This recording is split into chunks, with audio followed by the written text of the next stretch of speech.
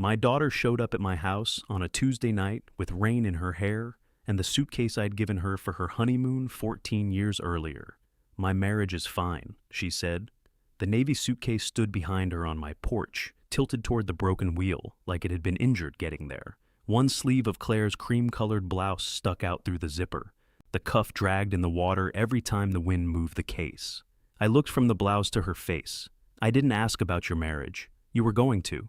I was going to ask why you're standing in the rain. That almost got a smile.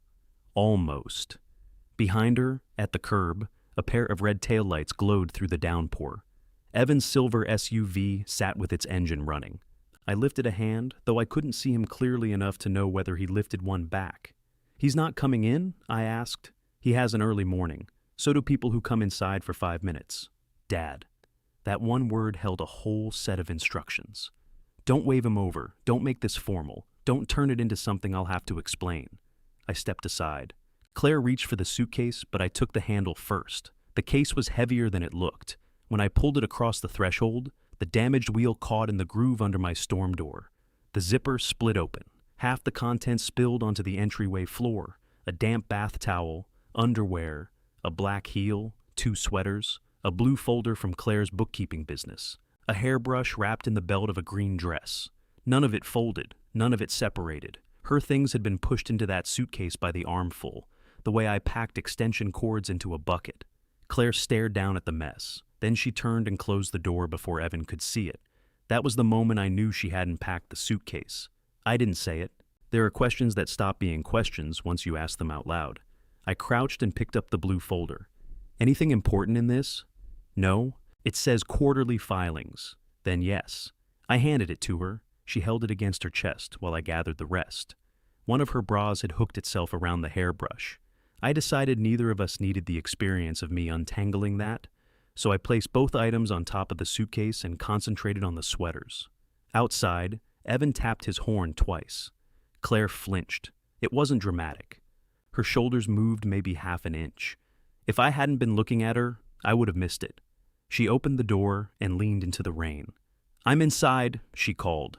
The SUV pulled away before she finished speaking. I watched the taillights disappear at the corner. Claire closed the door again, softer this time.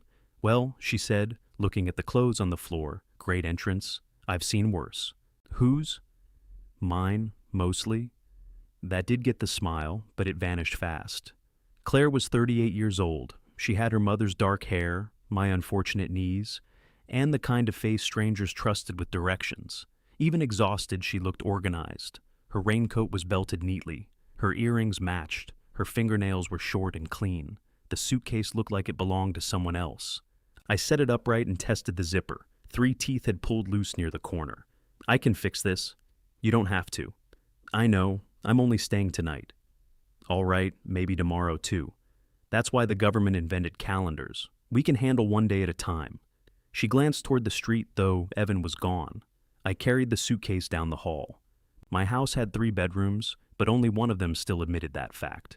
Mine had a bed. The second held a treadmill I used primarily for storing clean laundry. The third had become a museum of objects I planned to deal with later. Boxes of retirement papers, an old floor lamp, 2 dining chairs Denise had told me to throw away in 2007, and a printer that had been almost new when the first Obama administration was still young. "You can take my room," I said. "No, I'll sleep on the couch. The couch is older than your marriage. The couch is comfortable. It makes a noise when nobody's sitting on it. I've heard you make noises when nobody's sitting on you." I turned around. She had the decency to look embarrassed. "There she is," I said. "Sorry." "Don't be." That was good. I put the suitcase on my bed. Claire stayed in the doorway. Rain ticked against the window air conditioner I should have removed weeks earlier. On the dresser, my reading glasses rested on top of a retirement card from the men at the transit garage. The card had a cartoon of an old man fishing. I didn't fish, but apparently retirement reduced all men to 3 acceptable activities: fishing, golf, or falling asleep in chairs. Claire rubbed the wet cuff of her blouse between 2 fingers. "That'll stain," I said. "I know. You want me to get it out?" "It's just a blouse." "You like that blouse." Her eyes lifted to mine. I'd bought it for her birthday. Technically, I'd given her a gift card and watched her choose it, but that still counted. I'll handle it, she said. I nodded and left the room. She followed me into the kitchen without the suitcase. I put water on for coffee, then remembered the time and switched to tea. Claire sat at the table in the same chair she'd used since she was old enough to choose one. The chair faced the back window and kept her from having to look directly down the hallway toward my bedroom. I set a mug in front of her. Peppermint. You hate peppermint. I'm not drinking it. She wrapped both hands around the mug. For a while we listened to the rain and my refrigerator attempting to achieve flight. Finally I said, "Did you eat?" "We had dinner." "Who's we?" She looked at me over the steam. "I'm not interrogating you. I need to know whether to make eggs." "We had dinner with Evan's mother and Scott." That explained the green dress. Evan's mother, Marlene, believed dinner required fabric that couldn't survive a washing machine. How's Scott? Between places. Between which places? His old apartment and wherever he ends up next. I opened the refrigerator. 6 eggs, half a yellow onion, sliced ham, and 3 separate jars of mustard. Retirement had not improved my shopping. "You want eggs?" "No." "I'm making eggs." "For yourself?" "No." That's not how asking works. Sure it is. It's how asking works in families. The words landed harder than they should have. Claire lowered her mug. I took out 4 eggs, then put 2 back. "Your mother used to say, I only asked questions after I had decided what answer I wanted. Mom said a lot of things. She wasn't wrong about all of them." Claire studied me as if I'd started speaking Portuguese. I chopped the onion. She didn't tell me what had happened, and I didn't ask. Not yet. My father had believed silence was a contest the older person should always win. He could sit across from you for an entire meal with a disappointment on his face and make you confess to things you hadn't done. I had inherited some of his patience, but never liked his methods. Instead, I asked, "How long is Scott between places?" Evan told him he could stay with us. The knife stopped against the cutting board. "In the guest room?" "My office." I started chopping again. "Does Scott know you work in there?" "Everyone knows I work in there." Maybe Evan means temporarily. "He says I can put my desk in our bedroom." There were several reasonable things I could have said. There were also several true things. At my age, you learned those groups did not overlap as often as people claimed. I settled on, "That sounds crowded." Claire gave a short laugh. "What? Nothing?" "That didn't sound like nothing. It's just exactly what he said you'd say." My hand tightened around the knife. "Evan predicted my opinion on furniture. He said you'd understand that it was a practical problem, not a marriage problem." "I haven't called it either one." "I know." The eggs hissed when they hit the pan. I moved them with a wooden spoon, keeping the curds slow and soft. Claire liked them that way. Evan cooked eggs until they bounced. I had once watched him make an omelet that could have been used to risole a work boot. "What happened after dinner?" I asked. "We argued. In front of everybody." I said I wish they'd asked me before making plans for my office. That doesn't sound like an argument. Marlene said Scott already felt terrible enough. Did he? He looked uncomfortable. Scott often looks uncomfortable. I think it's his resting position. Claire stared into her tea. I slid the eggs onto a plate and placed it in front of her with toast. She took one bite, then another. Hunger will sometimes admit what pride won't. "Evan thought I embarrassed him," she said. "How?" "By acting like he needed permission to help his brother." "Does he?" She gave me a tired look. "That wasn't a trick question. He needs me to move my business out of a room we both pay for." "All right." You say all right when something is not all right. I also say it when I'm listening. She pushed the eggs around with her fork. After they left, I said I wasn't moving the office. And Evan said I was turning one generous decision into a referendum on our entire marriage. That sounds like Evan. What does that mean? I leaned back against the counter. It means he talks like a man who swallowed a newspaper editorial. Claire laughed before she could stop herself. A small piece of egg escaped her mouth, and she covered it with her hand. "Don't make me laugh. I'll try to become less charming. You've had 67 years. Retirement gives a man time." Her face softened, and for a few seconds she was simply my daughter eating eggs in my kitchen. Then her gaze moved toward the hallway. "The suitcase was his idea," I said. The softness disappeared. Claire set down her fork. "He thought we should cool off." "That wasn't what I said." "You were going to."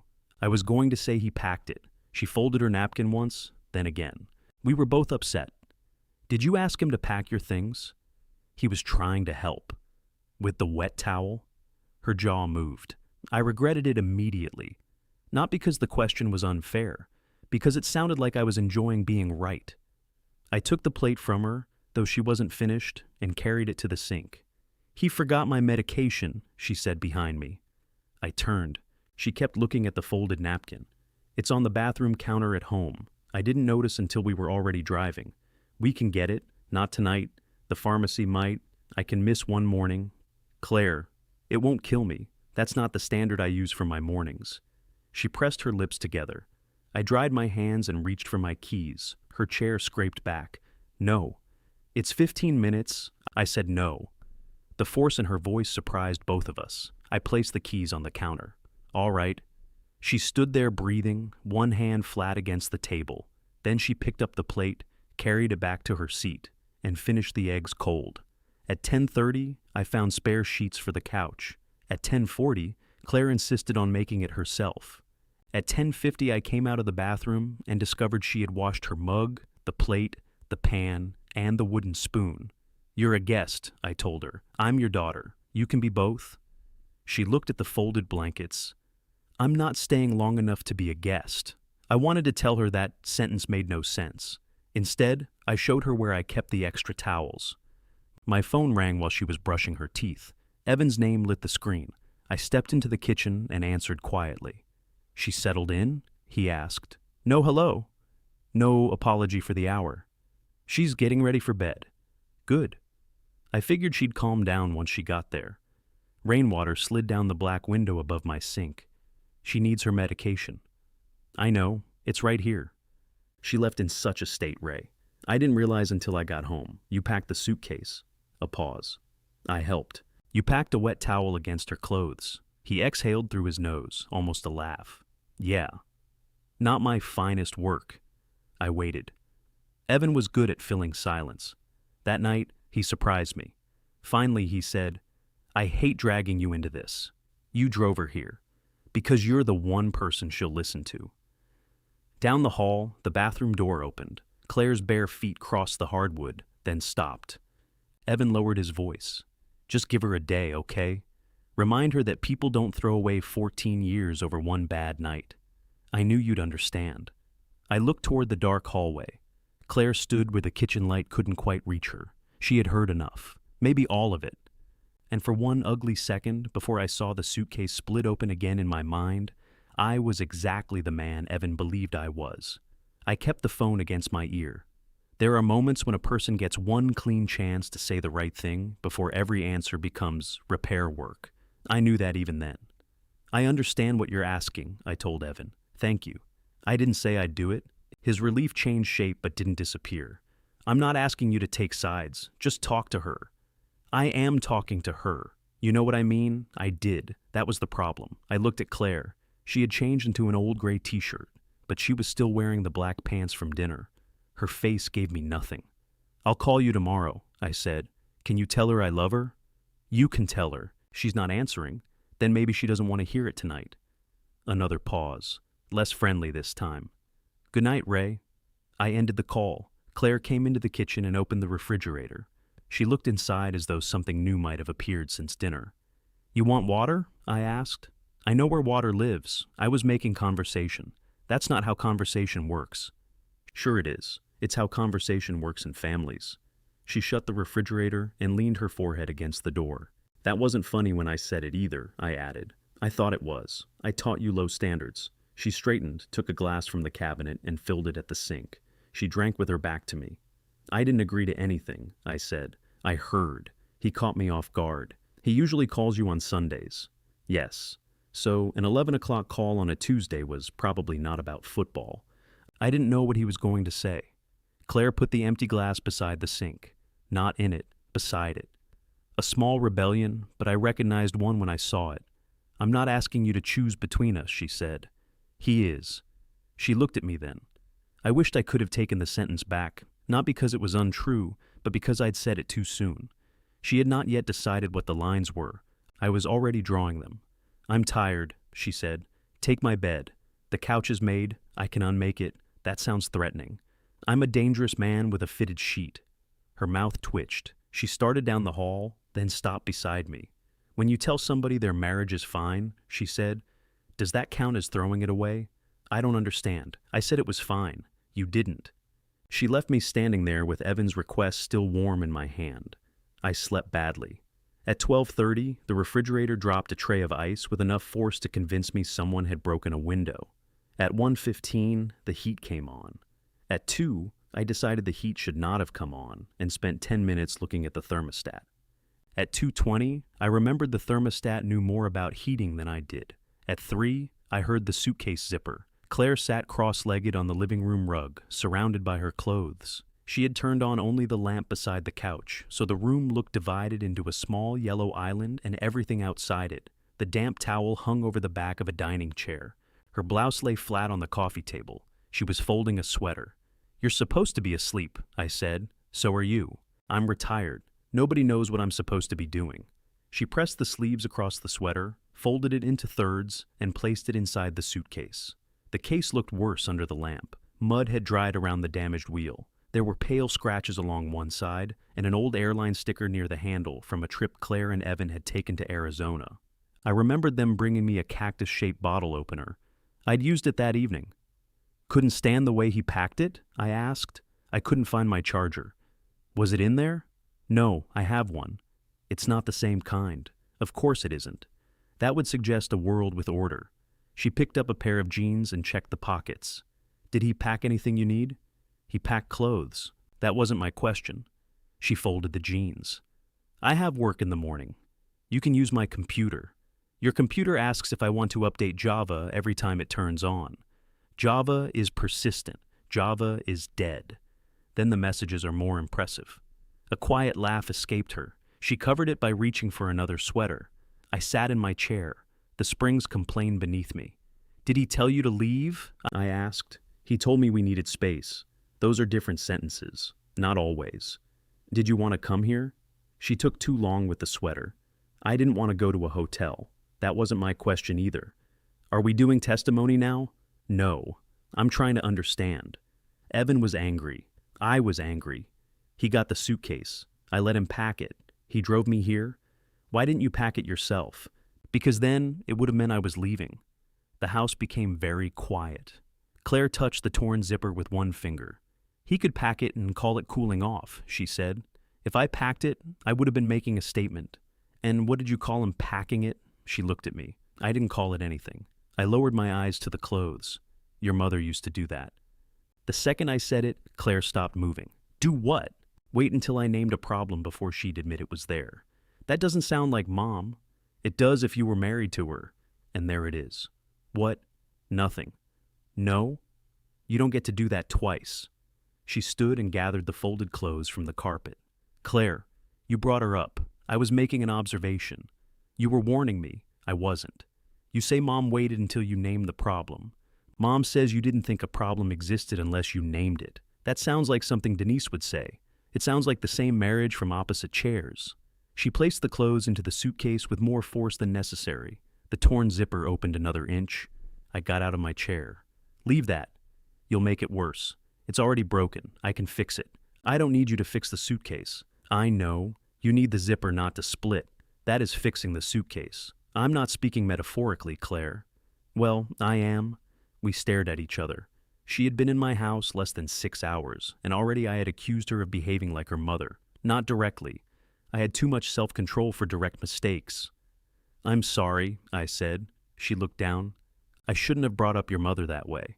Okay, that doesn't mean you have to accept it. I know how apologies work. I'm less sure.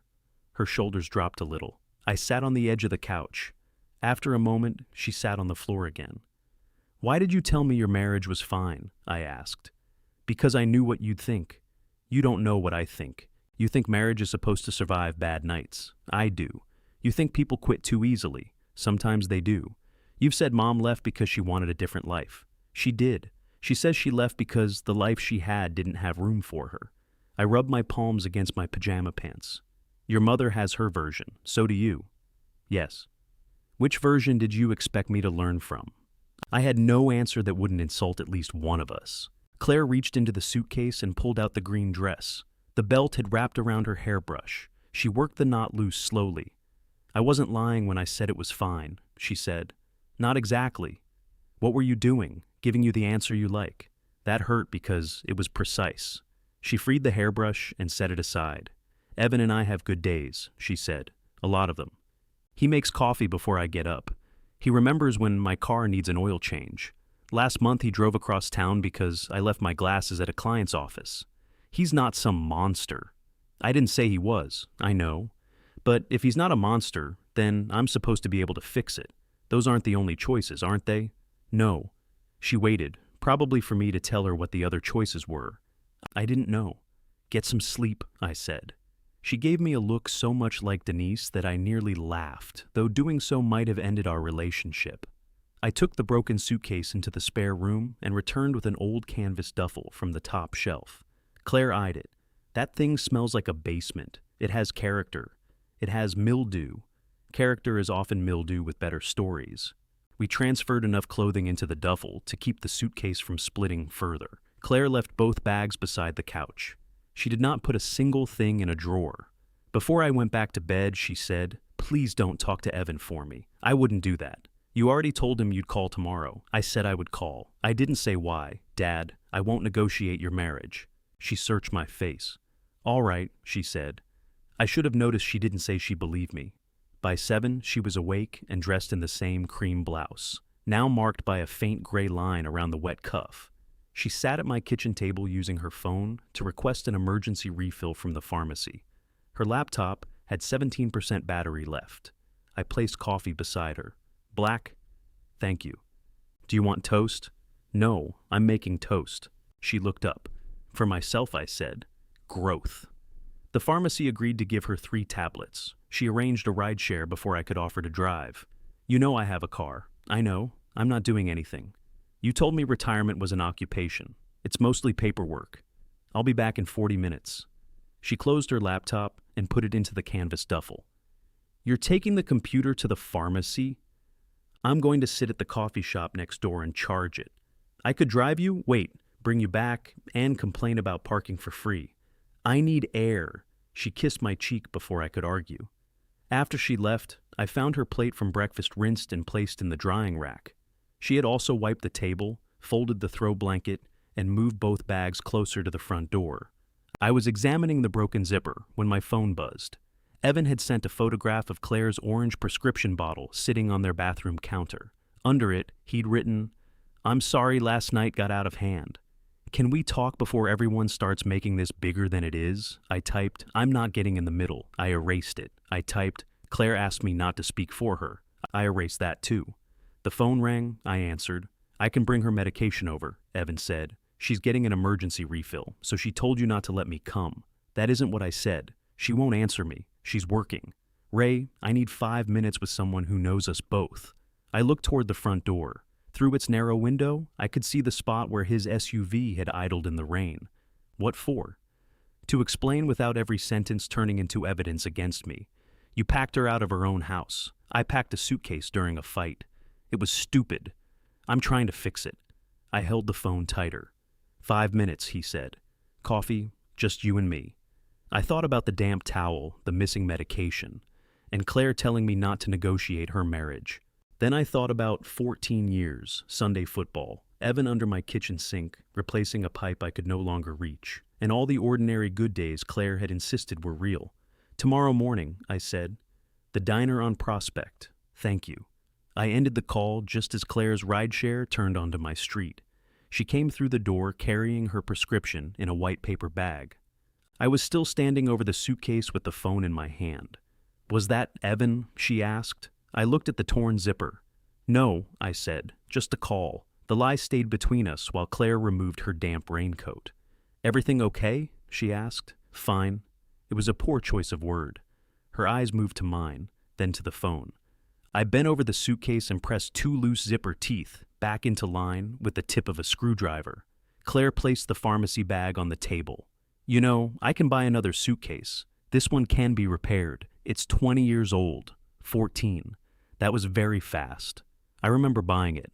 I had bought 2 matching cases before her wedding, navy for both, because Evan said black luggage was impossible to spot at baggage claim. I'd tucked $50 into each one with a note that said, Go somewhere together. They had used the money for airport sandwiches. Claire sat down and opened her laptop. I ordered a charger. I can pick it up later. I have soldering equipment. No, I didn't say I'd use it. You gotta look. What look? The one you got before you rewired your garage radio and knocked out power to half the house. That was a faulty breaker. Mom said you use speaker wire. Your mother tells stories for effect. Claire lowered her eyes to her screen. It was that easy for us. A sentence about a radio became an old argument none of us had actually left. I worked on the zipper while she answered emails. Every few minutes she glanced toward me as if checking whether I was still in the room. I decided that meant she wanted company. It might have meant she wanted me to stop making metal clicks 4 feet from her while she worked. By noon, the zipper ran almost to the corner. It would never be smooth again, but it would close if nobody forced it. Try it, I said. Claire was on a call. She held up one finger. I waited. When she ended the call, I said, "That was cold. He'll send them." He sounded wounded. Russ always sounds wounded. I think it's his resting position. I pointed at her. Thief, you raised me. She crouched beside the suitcase and worked the zipper around the damaged corner. It caught, but it held. Thank you, she said. You're welcome. She ran her fingers across the lid. Her face changed in a way I couldn't read. You don't have to use it, I said. I know. I didn't fix it as a statement. I know. It was broken. I know, Dad. I put the tools away. She stayed at the table until late afternoon, working from the laptop while the new charger took up most of the wall outlet. I went to the grocery store and came back with chicken, potatoes, coffee, and only 1 jar of mustard. Claire was still in the same chair. You need to move, I said. I moved at lunch. You went to the bathroom. That's movement. Prisoners get more yard time. She shut the laptop. What are you making? Chicken. How? With heat. She came over and looked at the groceries. You bought a 5-pound bag of potatoes for 2 people. They keep. So does rice. I don't trust rice. You can't distrust a carbohydrate. Watch me. We cooked together because neither of us knew how to stand still around the other. I trimmed the chicken. Claire cut potatoes into uneven wedges and pretended not to notice me, rearranging them by size on the sheet pan. You always do that, she said. Do what? Correct things after people. They cook more evenly this way. You could say that before I cut them. I thought you knew. How would I know? They're potatoes, Claire, not a spiritual test. She set down the knife. Neither of us spoke. I looked at the neat rows I had made from her work. Point taken, I said. She picked up the knife again. I wasn't talking about potatoes. I know. She cut the next one into 4 nearly identical pieces. I let them lie where they fell. Over dinner, she told me Scott's landlord had sold his building. Scott had received notice months earlier, but believed he would find a place before he had to leave. Then the deposit on the apartment he wanted turned out to be more than he had. Why doesn't he stay with Marlene? I asked. She has 1 bedroom. He has a brother with a guest room. It's not a guest room. Evan calls it one. Evan calls it my office when he wants my help with his taxes. I ate a potato. Claire looked down at her plate. I offered to help Scott find a place. I offered to loan him the deposit. That was generous. Apparently not. Did Evan ask what you were willing to do? He told me what he'd already done. I wanted to say Evan had probably acted quickly because Scott was facing a deadline. I wanted to say a desk could be moved, and a marriage should be harder to move than furniture. Instead, I asked, has he done this before? Claire smiled without humor. You've been at some of the dinners. What dinners? Thanksgiving 2 years ago. When his cousins came, they were supposed to stay at a hotel. I remembered 3 adults sleeping in Claire's living room, and Evan offering me another slice of pie while Claire carried sheets upstairs. He was helping family, yes. And you agreed. He told everyone I had. I put down my fork. You didn't say anything. Exactly. That isn't fair. I can't know something you don't tell me. I'm not blaming you. It sounds like you are. I'm telling you why I stopped trying to correct the story after he told it. I folded my napkin. You could have spoken to him privately. What makes you think I didn't? There it was again, my need to insert a missing reasonable step so the outcome would make sense. If Claire had asked correctly, waited calmly, spoken privately, chosen a better time, then whatever followed could still belong to order. What did he say? I asked. He apologized. That's something. Then he invited his mother for Christmas without asking me. I looked at her. She always comes for Christmas. She comes for dinner. That year she stayed 12 days. I remembered Marlene complaining about Claire's coffee and moving the living room chair because she said the lamp aged her. He said she was lonely, Claire continued. If I objected, I wasn't objecting to 12 days. I was objecting to his lonely mother. You like Marlene? Sometimes. Does she know that? Does anybody get to know that? The question was sharp, but she didn't raise her voice. I stood and carried our plates to the sink. Behind me, Claire said, I'm not building a case. I didn't say you were. You're listening like there's going to be a ruling. I'm trying to understand 14 years and 2 days. I didn't ask you to.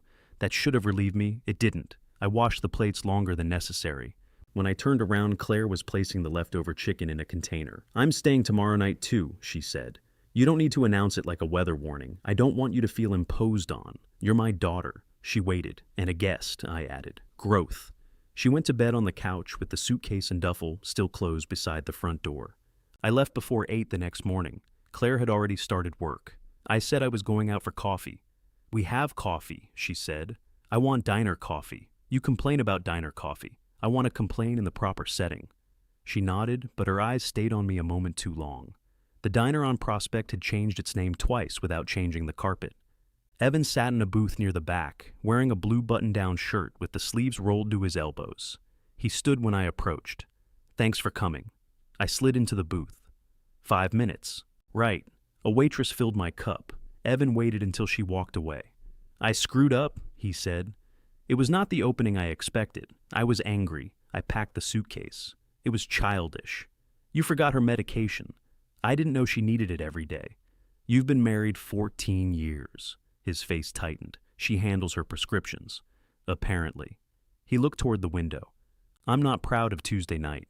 Then why did it happen? Because my brother needed a place to sleep, and Claire made me feel like I'd invited a stranger to dismantle the house. Did you ask her? I knew how she'd react. That's not asking. No. He rubbed both hands over his face. No, it isn't. The waitress returned. Evan ordered coffee he never drank. He told me Scott had called from his car after the apartment fell through. Evan said yes before thinking. He had grown up sharing a room with Scott. When one of them was in trouble, the other made space.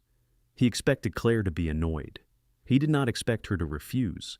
She offered him money, I said. He doesn't want her money. It's your money too, isn't it? You know what I mean. I did. Scott would rather receive a room than a loan from his sister-in-law because one felt like family and the other felt like charity. Why her office? Because it has a door. So does your bedroom. Evan almost smiled. You sound like her. She sounded reasonable. She can sound reasonable while making you feel like dirt. I sat back. He noticed. That came out wrong, he said. Claire keeps track of things. Every favor, every change of plan, every time my family needs something. I don't keep score that way. Maybe you're winning. He stared at me. I surprised myself too. Then his face softened. You've seen us together, Ray. You know how we are. We're good, Claire said that. Because it's true. She also said you put her out. She left with me. I drove her to the safest place I knew. With a suitcase you packed, I was trying to stop the fight by removing your wife. His jaw moved. For the first time, I saw anger beneath the regret, not rage, something quieter and more practiced. The anger of a man who believed his good intentions should count before their results. I love her, he said. I've built my life around her. Then why does she think there's no room for her desk? This isn't about a desk. No, it probably isn't. He leaned forward. I'm asking for one conversation. At home, somewhere neutral, here if she wants. You don't have to take my side. You asked me to remind her not to throw away the marriage. I asked you because you understand what happens when people turn one bad period into the whole story. There it was. He lowered his eyes. Sorry. I shouldn't have brought up Denise. No. But you do understand. My coffee had gone cold. I drank it anyway. I remember Denise sitting at our kitchen table 18 years earlier, saying she could no longer keep explaining the same loneliness. I remember telling her she was rewriting our entire marriage to justify leaving. For years, I had believed that was exactly what she'd done. What kind of conversation? I asked. Just us. No Scott, no Mom. You can be there if Claire wants. I'm not refereeing. I know. I'll ask whether she's willing. That's all. Relief crossed his face so quickly it looked like victory. When I got home, Claire was not at the kitchen table. Her laptop was closed. The canvas duffel was gone from beside the door. I heard the suitcase wheel bump against the front step. She was outside, lifting it toward the open trunk of her car. Claire. She turned. My phone was still connected to Evan through the car speakers. I had called to tell him not to contact her until I spoke with her. He had answered as I pulled into the driveway, and Claire had heard me say, "I'll see if she'll sit down with you." She rested one hand on the suitcase. "You said you wouldn't negotiate my marriage. I didn't. You met him to listen. You lied to me. I was going to tell you." "When?" "I just got home." "You got home still talking to him." I stepped closer. "Don't leave angry." Her expression changed. It took me a second to hear what I had said. Claire lifted the repaired suitcase into her trunk. "I'm not leaving angry," she said. "I'm leaving because you still think those are the same thing." "Move your car," Claire said. I had pulled in behind her without thinking. My sedan blocked the driveway. "I will." She closed the trunk. I walked back to my car, started it, and moved it to the curb. No request for 5 minutes, no demand that she hear my side before I allowed her to leave. It was a small thing, but I had the uncomfortable feeling that small things were the only part of this I understood. When I came back, she was standing beside the driver's door. "How did you get your car?" "I had a rideshare take me home. Evan was still at the diner. You knew where we were. I saw the name on your tablet. I pictured myself looking up the diners hours before leaving. I'd used the tablet because my phone had been charging beside Claire's laptop. I wasn't checking up on you," she said. I opened the browser to find the pharmacy number. It was right there. "I believe you." "Do you?" The question stopped me a few feet from her. "I deserve that." She reached for the door. "I lied," I said. "Yes." I could explain why. "I know. That doesn't make the lie smaller." "No. I'm trying to apologize, Claire. You keep describing the apology instead of doing it." I looked down at the driveway. There was an oil stain near my shoe, shaped vaguely like Florida. "I'm sorry I lied to you." She waited. "I'm sorry I met with Evan after you asked me not to speak for you. You said you wouldn't. I told myself listening wasn't the same as speaking. But you made an agreement. I said I would ask if you were willing to talk to him. That is an agreement about me." "Yes." She looked toward the street. A delivery truck groaned around the corner, stopped 3 houses down, and left its hazard lights blinking. "What did he say?" she asked. I didn't know whether answering would make things better or worse. "He said he screwed up." "Then what?" "He said packing the suitcase was childish." "Then what?" He explained why it was understandable. The corner of her mouth moved, not a smile. Recognition. "He said Scott called from his car," I continued. "He acted without thinking. You made him feel like he'd invited a stranger to dismantle the house." "Did he use the word dismantle?" "Yes. He likes that one." He said, "You keep score. Anything else?" "He loves you." That usually comes near the end. I had not noticed the order until she named it. He said, "You two are good together." "We are, when I don't interrupt the version of us he's telling." I leaned against the hood of my car. Claire opened her door but didn't get in. "Did he apologize for forgetting my medication?" she asked. "He said he didn't know you took it every day. He picks it up from the pharmacy. That had not occurred to me, probably because I had wanted the statement to be true. He said you handle your prescriptions. I order them. He picks them up because the pharmacy is beside his gym." I rubbed a hand over my face. Claire watched me. "That's what he does." "What?" "Gives you a sentence that could be true if you stand in the right place." I thought about Evan's coffee sitting untouched between us. I thought about how relieved I'd been when he admitted fault before I had to accuse him of anything. "I shouldn't have met him," I said. "You wanted his version?" "Yes." "Why?" "I've known him 14 years. You've known me 38, I know. You needed to hear something that would let you keep the same opinion of him." The delivery truck pulled away. Neither of us watched it go. "That may be true," I said. She looked surprised. I was too. I stepped away from the car. "You can leave if you want. I won't tell you not to." How generous. It wasn't meant to be. Everything sounds different when somebody's standing between you and their car. I moved farther back onto the grass. She closed her eyes for a second. "I'm not afraid of you, Dad. I know. I'm angry. You have a right to be. Stop being reasonable now. You had all morning. I almost defended myself. The defense lined up quickly. I had gone because marriages were complicated, because Evan was family, because hearing him did not mean doubting her. Every word would have been accurate. Together, they would have been another lie. You're right, I said. Claire looked into the car. The canvas duffel lay across the passenger seat. She had loaded everything. I was going to get a hotel, she said. You still can. I know. If you stay here, I won't contact Evan. I won't carry messages. I won't arrange a conversation. I won't tell you what 14 years should mean. That's a very complete list. I've had feedback. She leaned against the open door. I don't know what I'm doing, she said. You don't have to. I can't keep showing up places with luggage. You've shown up one place. It feels like more. I wanted to take the suitcase out of the trunk. I kept my hands at my sides. You can stay, I said. Not because I think you should. Not because leaving the driveway proves something. You can stay because there's a couch and a bad computer and more potatoes than any household needs. She looked toward the house. One more night, she said. All right, and you don't touch the bags. All right. She removed the suitcase herself. The repaired wheel bumped over the threshold, still dragging slightly on the left. She carried the duffel in next and placed both exactly where they had been beside the door. Then she took her laptop to the kitchen and went back to work. I sat in my chair without turning on the television. The house felt different now that I had been asked not to fix anything. Around 4, Claire went to lie down. She said she had a headache. I heard the couch springs settle, then nothing. I picked up my phone and called Denise. She answered on the 5th ring. Ray?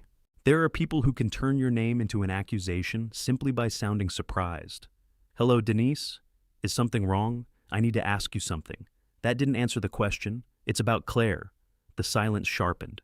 What happened? She's here. At your house? Yes. Why?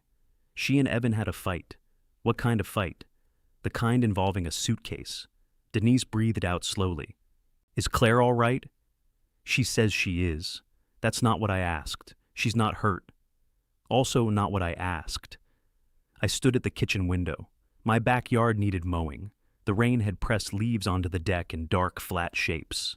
She told me her marriage was fine, I said. And you believed her? No. Good. But I met with Evan. You did what? I thought I should hear him. Why? Was he giving testimony under oath? I made a mistake. That was fast. Usually I have to wait longer for that part. Denise, what do you want from me? I looked toward the living room. Claire lay beneath the throw blanket, one foot visible at the end of the couch. I want to know what I didn't hear, I said. Denise didn't answer. When you left, I added. Oh. It was a small sound. It carried 18 years. This is not about us, I said. It became about us the moment you called me. I'm trying not to do to Claire what I did to you. And what do you think you did to me? I gripped the counter. I didn't listen. That's a useful summary. Can you not make this harder? Ray, you called me in the middle of a Thursday and asked me to reopen the least enjoyable period of my adult life. Forgive me if I don't make it convenient. You're right. She went quiet again. I did try to tell you, she said finally. Not well every time. Sometimes I was cruel. Sometimes I waited until I was furious and then blamed you for not understanding sentences designed to hurt you. I had not expected her to give me that. You also tried to fix every complaint before I finished making it, she continued. If I said I was lonely, you invited people for dinner. If I said we never talked, you scheduled Friday nights. If I said I didn't recognize myself anymore, you told me I needed a hobby. I remember the pottery class. I hated pottery. You made a bowl. I made an ashtray, and neither of us smoked. Despite myself, I laughed. Denise did too once. Then her voice changed. You didn't believe I was unhappy because the house worked. Bills got paid. Dinner happened. We didn't scream. You thought unhappiness had to break something before it counted. I lowered myself into a kitchen chair. I thought you changed the story after you decided to leave. I did change it. That surprised me more than anything else she'd said. I took every bad year and stacked them together, Denise said. I made it sound like there had been no good ones because I needed enough anger to go. That wasn't fair. But you took every good year and used them to prove the bad ones couldn't be that bad. I closed my eyes. We were both telling versions, she said. Mine got me out. Yours let you stay innocent. From the living room came the faint sound of Claire shifting under the blanket. When did you know I was serious? Denise asked. The morning you left? No. The night before? No, Ray. I remembered her blue overnight case near the back door. I had stepped around it twice because I thought she was going to her sister's. You only believed I was leaving after the suitcase was in the car, she said. I opened my eyes. The space beside Claire's couch was empty. She stood in the doorway to the kitchen, awake, watching me. Denise continued through the phone. By then, you weren't listening. You were trying to stop the car. I have to go, I said. Is she there? Yes. Don't ask her to call me because you think I'll take your side. I won't. And don't take mine now just because it's useful. I won't. That would be new. She ended the call. Claire folded her arms. You called Mom, yes? To tell her about me? To ask about me? That sounds the same. I asked what I did when she left. Claire's arms loosened. What did she say? You heard some of it. I heard the end. That was the important part. She sat across from me. For several seconds, neither of us spoke. Then her phone buzzed on the table. A message from Evan filled the screen, followed by a photograph. Claire's office was empty. Her desk had been taken apart and leaned against the bedroom wall. Her filing cabinet sat in the hallway. The framed print I had given her when she started the business rested face down on top of it. Evan's message read, "Made it work. Scott arrives tomorrow. Come home Sunday and we'll put this behind us." Claire looked at the photograph until the screen went dark. He still thinks I'm coming back, she said. I looked toward the suitcase beside the front door. So did I said. Claire turned the phone face down. I waited for her to say something. She didn't.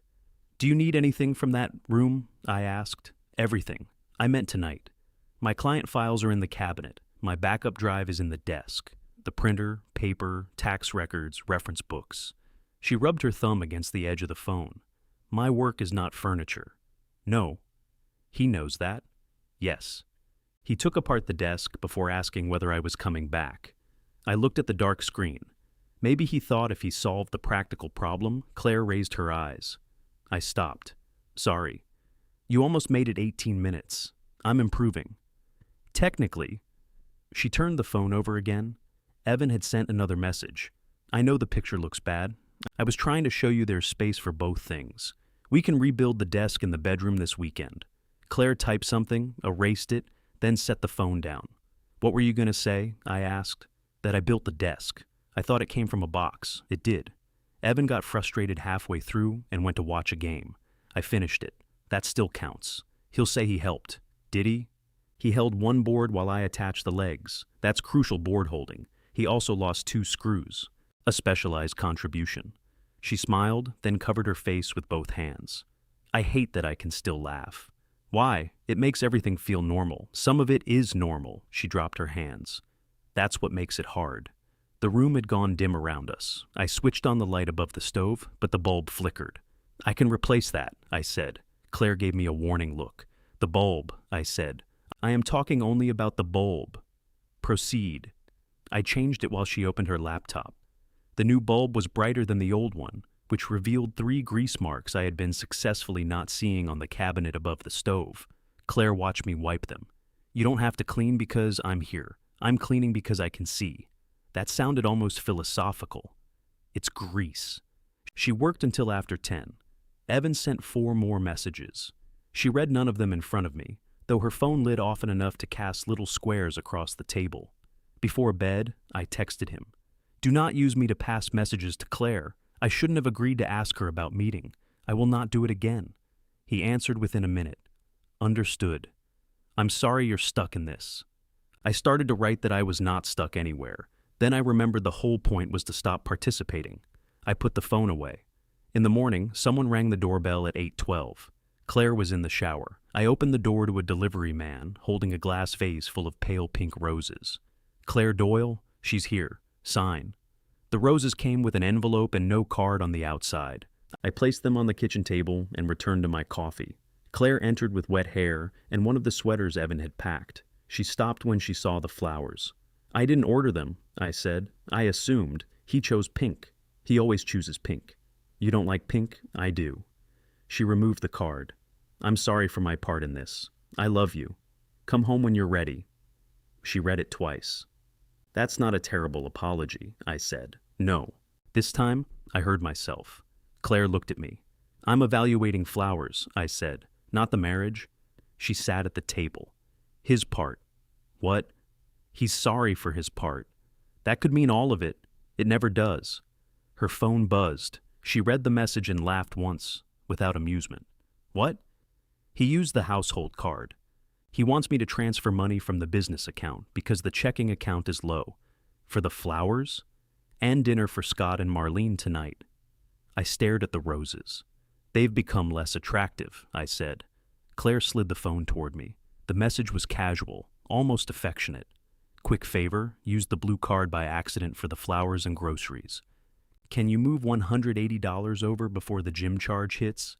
Thanks. Hope the roses made you smile. I handed the phone back. Are you going to transfer it? The business account pays me. It isn't extra money sitting around. That wasn't what I asked. She gave me a small look of approval. No. Good. Don't sound too excited. I'm not. You have an excited forehead. I have one forehead. It's very communicative. She opened her banking application, stared at it for a moment, then closed it without moving money. The roses stayed on the table while we ate toast. They were beautiful. That made them worse. At 9, Claire's phone rang. She looked at the screen and declined the call. Evan? Marlene. The phone rang again. Claire declined it again. A minute later, mine rang. Marlene Doyle had never called me before 9 in the morning. In fact, she rarely called me at all unless she wanted to know whether I was bringing pecan pie. I showed Claire the screen. You don't have to answer, she said. I know. It rang twice more. Do you want me to? No. That was quick. I don't want you talking to anybody for me. I won't. I answered and put the phone to my ear. Morning, Marlene. Ray, thank goodness. No one had ever said that after hearing my voice. What's wrong? I'm worried sick. Evan barely slept. Across the table, Claire closed her laptop. Marlene, I'm not discussing Claire with you. I'm not asking you to betray her confidence. I would never do that. She said it with the offended dignity of a person who had been denied something before asking for it. Then we agree, I said. I just need to know she's safe. She's safe. Emotionally, I mean. I looked at Claire. That's for her to tell you. I tried. She won't answer. Then she doesn't want to talk. Marlene lowered her voice. This has gotten completely out of proportion. I wouldn't know. You do know. She's in your house. That doesn't make her marriage mine. She respects you, Ray. You've always been such a steady influence. Claire watched my face. The compliment irritated me because it worked. Part of me straightened under it before I could stop myself. I try, I said, then help her see what she's doing. Scott is already humiliated. He offered to sleep in his car last night. Did he? Of course Evan wouldn't allow that. Neither would Claire if she were thinking clearly. The shape of the conversation became visible all at once. Claire could have her office only if she accepted responsibility for a grown man sleeping in a car. Refusing a room was no longer refusing a room. It was putting him outside. You have a couch, don't you? I asked. Marlene went silent. I'm sorry? For Scott. My apartment is too small. Cars are smaller. That isn't the point. No, I said. I'm starting to understand that. Claire looked down, but not before I saw the beginning of a smile. Marlene's voice cooled. I hope you're not encouraging this. I'm making toast.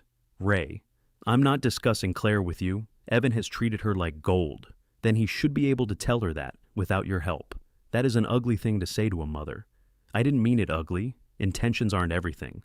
I nearly laughed. No, I said. Apparently they aren't. She hung up. Claire stared at me. What? You told Marlene Doyle that her apartment has a couch, doesn't it? She's never going to forgive you. I can live without the pecan pie. Can you? I need time to prepare. The humor lasted until Claire's phone buzzed again. This time, it was Scott. She listened to his voice message on speaker. Hey, Claire. I'm sorry about all this. Seriously. I told Evan I can figure something else out, but he says that would make everything worse now.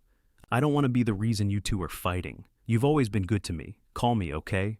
His voice sounded sincere. That was the trouble. Scott did feel bad. He also wanted the room. Claire played the message again. What do you think? She asked. I think he's sorry. And I think he's still arriving tonight. She nodded. Do you want to call him? No? Then don't. You're getting better at this. I've stopped trying to win. Her laptop chimed. She read an email, frowned, and began searching through the blue folder Evan had packed. What's missing? A signed authorization from a client. I keep the originals in the filing cabinet. Can they send another? Not before Monday. I also need the backup drive. There are files on it I can't recreate from the laptop. Then you have to go to the house. Eventually, I can drive you. She kept looking through the folder.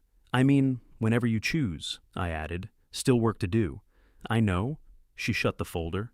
I don't want to go while Scott is moving in. I'm not going to stand there carrying boxes out while he carries boxes in. No, and I don't want Evan turning it into the conversation he wants.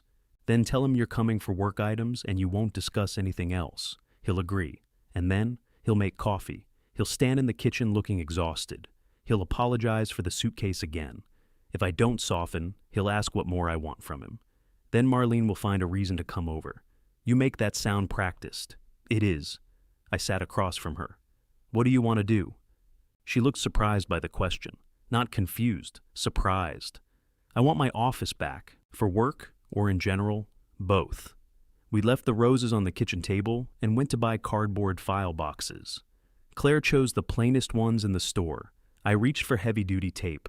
She reminded me she was collecting records, not moving out. At the register, neither of us said what the boxes looked like. Scott arrived at the house that evening. We knew because Evan sent Claire a photograph of the guest room doorway. Scott stood beside 2 suitcases and a television, smiling uncertainly. Behind him, Claire's frame print was still face down on the filing cabinet. Evan wrote, "He's settled. No pressure, but I hope you come Sunday. We all miss you." Claire enlarged the photograph. "All?" she said. She looked at me. "Will you come with me tomorrow? To get your work things?" "Yes." "Do you want me inside?" She thought about it. "I want you where I can see you." I nodded. She turned her phone face down, but not before another message appeared. Marlene had created a group conversation named Family Healing. The first message came from Marlene. This space is for love, listening, and finding our way back to one another. No blame, no judgment, just family. Scott responded with a red heart. Evan wrote, "Thank you, Mom." Claire stared at the screen. "You've been invited to your own intervention," I said. "Apparently." My phone buzzed. Marlene had added me too. "I'm honored. She wants you to witness how reasonable everybody is." Marlene sent another message. "Claire, no need to respond tonight. We're here when you're ready." Evan added, "Take all the time you need." Scott sent another heart. Claire pressed the conversation settings and removed herself from the group. My phone buzzed almost immediately with a private message from Marlene. "I'm afraid Claire is isolating herself. Please keep an eye on her." I showed Claire. "She's efficient," she said. "Do I leave the group too?" "You don't have to do anything because I did. I want to leave. Then leave." I pressed the button. A notice appeared in the chat. Ray left the conversation. For some reason, it looked more dramatic than I intended. Claire laughed. "You stormed out." I pressed one button. "You might as well have overturned a table." My phone rang. Marlene. I silenced it. "Now I've overturned a table," I said. We ate reheated chicken, while the roses watched us from the center of the table. Claire finally moved them to the laundry room because their smell was giving her a headache. I suspected their meaning was doing most of the work. She slept on the couch again. I heard her moving before dawn, though she waited until 7 to turn on the kitchen light. By 8, the cardboard boxes were assembled. Claire wrote office across the sides with a black marker. "You ready?" I asked. "No." "We don't have to go." "That won't make me ready." She carried the boxes to my car. The Navy suitcase remained beside the front door, repaired and closed. She had not opened it since loading it into her trunk the day before. During the drive, she watched the passing houses. Saturday mornings had a different kind of traffic. People carrying coffee, buying lumber, pretending errands were leisure. "Don't argue with Evan," she said. "I won't. Don't explain me. I won't. If Marlene is there, why would Marlene be there?" Claire looked at me. "Right," I said. "When Marlene is there, don't let her pull you into a separate conversation. I can stand in a room without speaking. I've seen you do it at restaurants when the service is slow. It's terrifying. What if someone asks me a direct question? Say you're there to carry boxes. I am there to carry boxes. Exactly." She rubbed both hands on her jeans. "And don't be weird with Scott." "What does that mean?" Don't stare at him like he stole my room. He did steal your room. He accepted a room Evan offered, knowing it was your office. Dad, I won't be weird. You're already being weird. I turned onto her street. Claire and Evan's house was a 2-story brick place with white shutters Claire had painted herself. I had helped hold the ladder. Evan had spent most of that weekend making sandwiches and telling us we were going too slowly. Marlene's white sedan sat at the curb. Efficient, I said. Claire took one breath, then another. I want the authorization, the backup drive, 2 binders, the printer, and the client folders. We can get all of it. I'm saying it so I don't get distracted, then say it again. She did. Evan opened the front door before we reached it. He looked exactly as Claire had predicted. Unshaven, tired, wearing the gray sweatshirt she liked on him. He stepped onto the porch but stopped short of trying to hug her. Hey, hi. His eyes moved to me, then to the empty boxes. You could have told me you needed something. I would have brought it. I'm getting my work materials. I know. I mean, I could have saved you the trip. I want to make sure I have everything, of course. He moved aside. The house smelled like coffee and cinnamon. Marlene stood at the kitchen island arranging pastries on a platter. She wore lipstick. Scott sat at the table with a mug between both hands. Nobody appeared surprised to see us. Claire, Marlene said softly. Not hello, just Claire, as if her name were a sad development. I'm only here for work things. I made coffee. No, thank you. Ray? I'm here to carry boxes. Marlene blinked. Claire glanced at me. I had followed instructions. Scott stood. Hey, Claire. Hi, Scott. I'm sorry. I know. If you want me to leave, I will. Evan leaned against the island. Scott? What? I'm serious.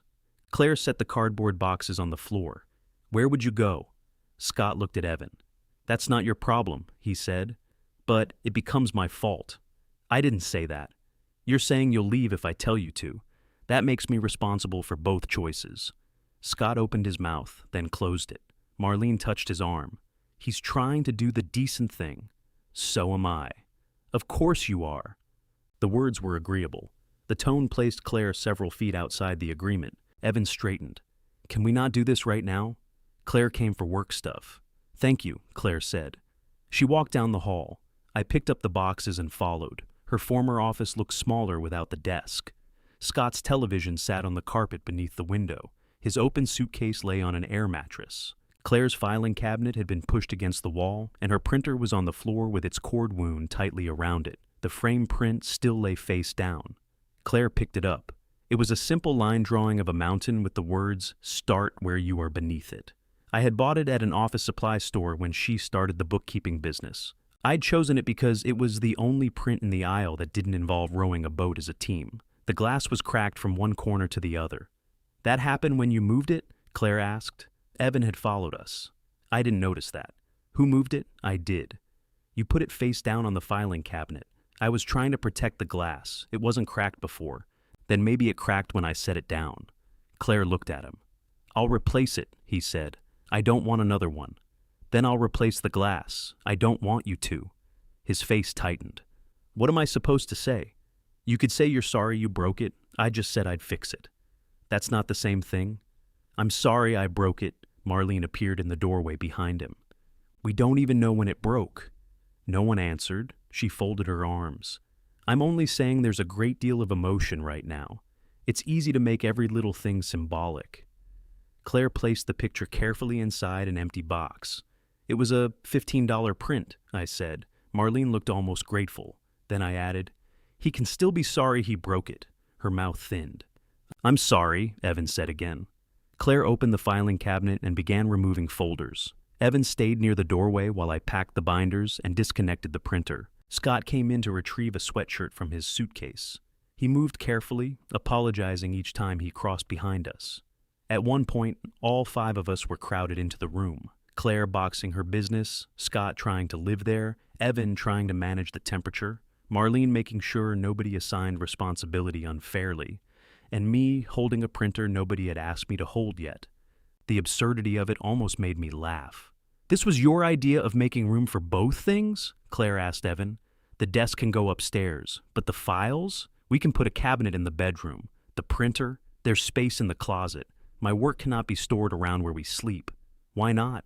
Claire stopped. Evan spread his hands. I'm asking honestly. Lots of people work from bedrooms, then put Scott in ours and leave my office alone. Scott looked at the floor. That doesn't make sense, Evan said. It has a door. His eyes shifted toward me. I said nothing. Ray understands what I mean, Evan said. I'm here to carry boxes. You can still have an opinion, not one you need. A small silence followed. Marlene stepped into it. Claire, months ago, when Scott was having trouble, you told him he could always count on you. Claire continued packing folders. I meant it. Then, I don't understand this. I offered to help with his deposit. It isn't about money, I know. It's about whether help counts if I get to choose what I give. Scott sat down on the edge of the air mattress. You made me feel like family, he said. I didn't think staying here would be this big a deal. Claire's face softened. You are family. Then why? Because my office is where I work. It's a room. So is your apartment. His face changed. That was uncalled for, Evan said. Yes, Claire said immediately. It was. I'm sorry, Scott. Scott nodded but did not look at her. Claire closed the first box. Her hands were shaking. I wanted to end the conversation for her. I wanted to announce that we had what we came for and carry everything outside. Instead, I waited. She opened the desk drawer unit leaning against the wall and found the backup drive beneath a stack of envelopes. Evan moved closer. Can we please have coffee before you go? No. 10 minutes. No? I apologized. For the suitcase. For all of it. What is all of it? He looked around, aware of everyone listening. For acting without asking you, for losing my temper, for making you feel like you don't have a say. Making me feel like it, you know what I mean. I do. Then why are you doing this? Getting my work, dragging your father over here, packing files in front of my family, refusing to talk to me. Claire lifted the second box. I asked you not to move my office, she said. You did it anyway and sent me a picture. Because Scott needed the room. You decided his need was a fact and mine was a feeling. Nobody spoke. Even Marlene seemed unable to find a softer translation. Claire handed me the printer. We're done. Evan followed us to the porch. Come Sunday, just you and me. Claire placed a box in my trunk. I'm not coming Sunday. Then when? I don't know. You can't keep me in limbo.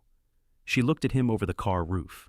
You packed me a suitcase on Tuesday. That was a mistake. It was also an answer.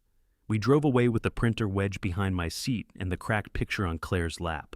Halfway home, she said, he was convincing, wasn't he? I kept my eyes on the road.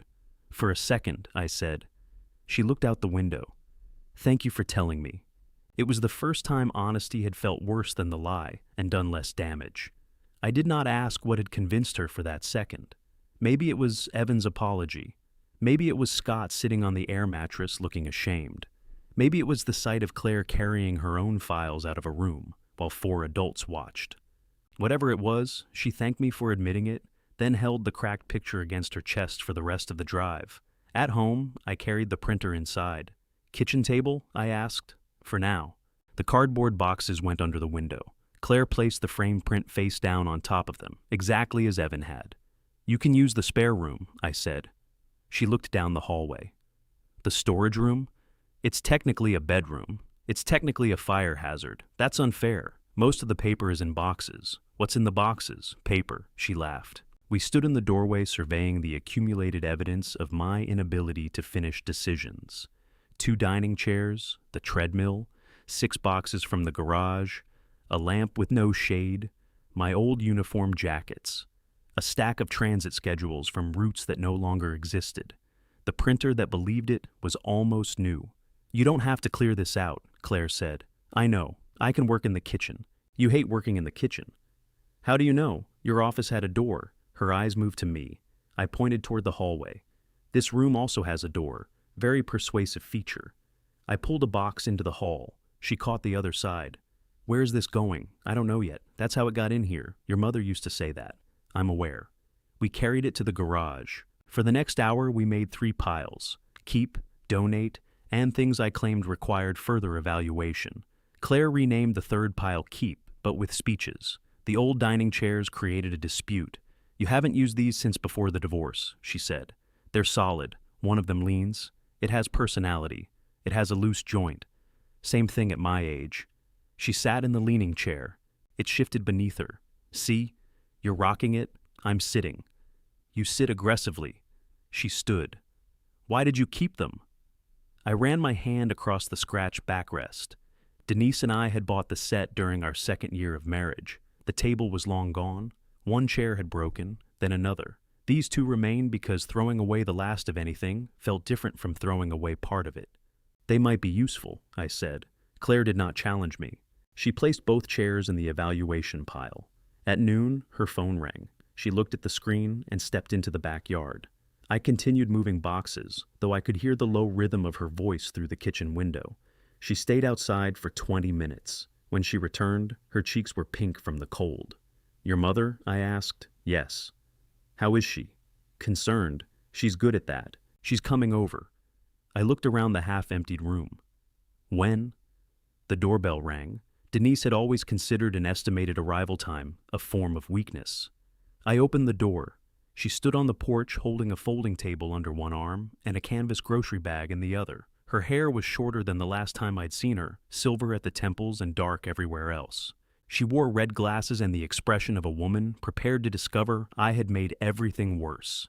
You still have that storm door, she said. It works. It screams when it opens. It alerts me. To weather? To visitors. She handed me the grocery bag and stepped inside. Claire came from the hallway. Denise dropped the folding table and wrapped both arms around her. My daughter held herself stiff for half a second. Then she folded. I carried the groceries to the kitchen because standing there felt like watching something private through a window. Denise had brought soup, bread, cheese, coffee, oranges, crackers, and a box of tea I knew she didn't drink. You planning a storm? I asked. She has no food. I have food. You have condiments. I bought chicken.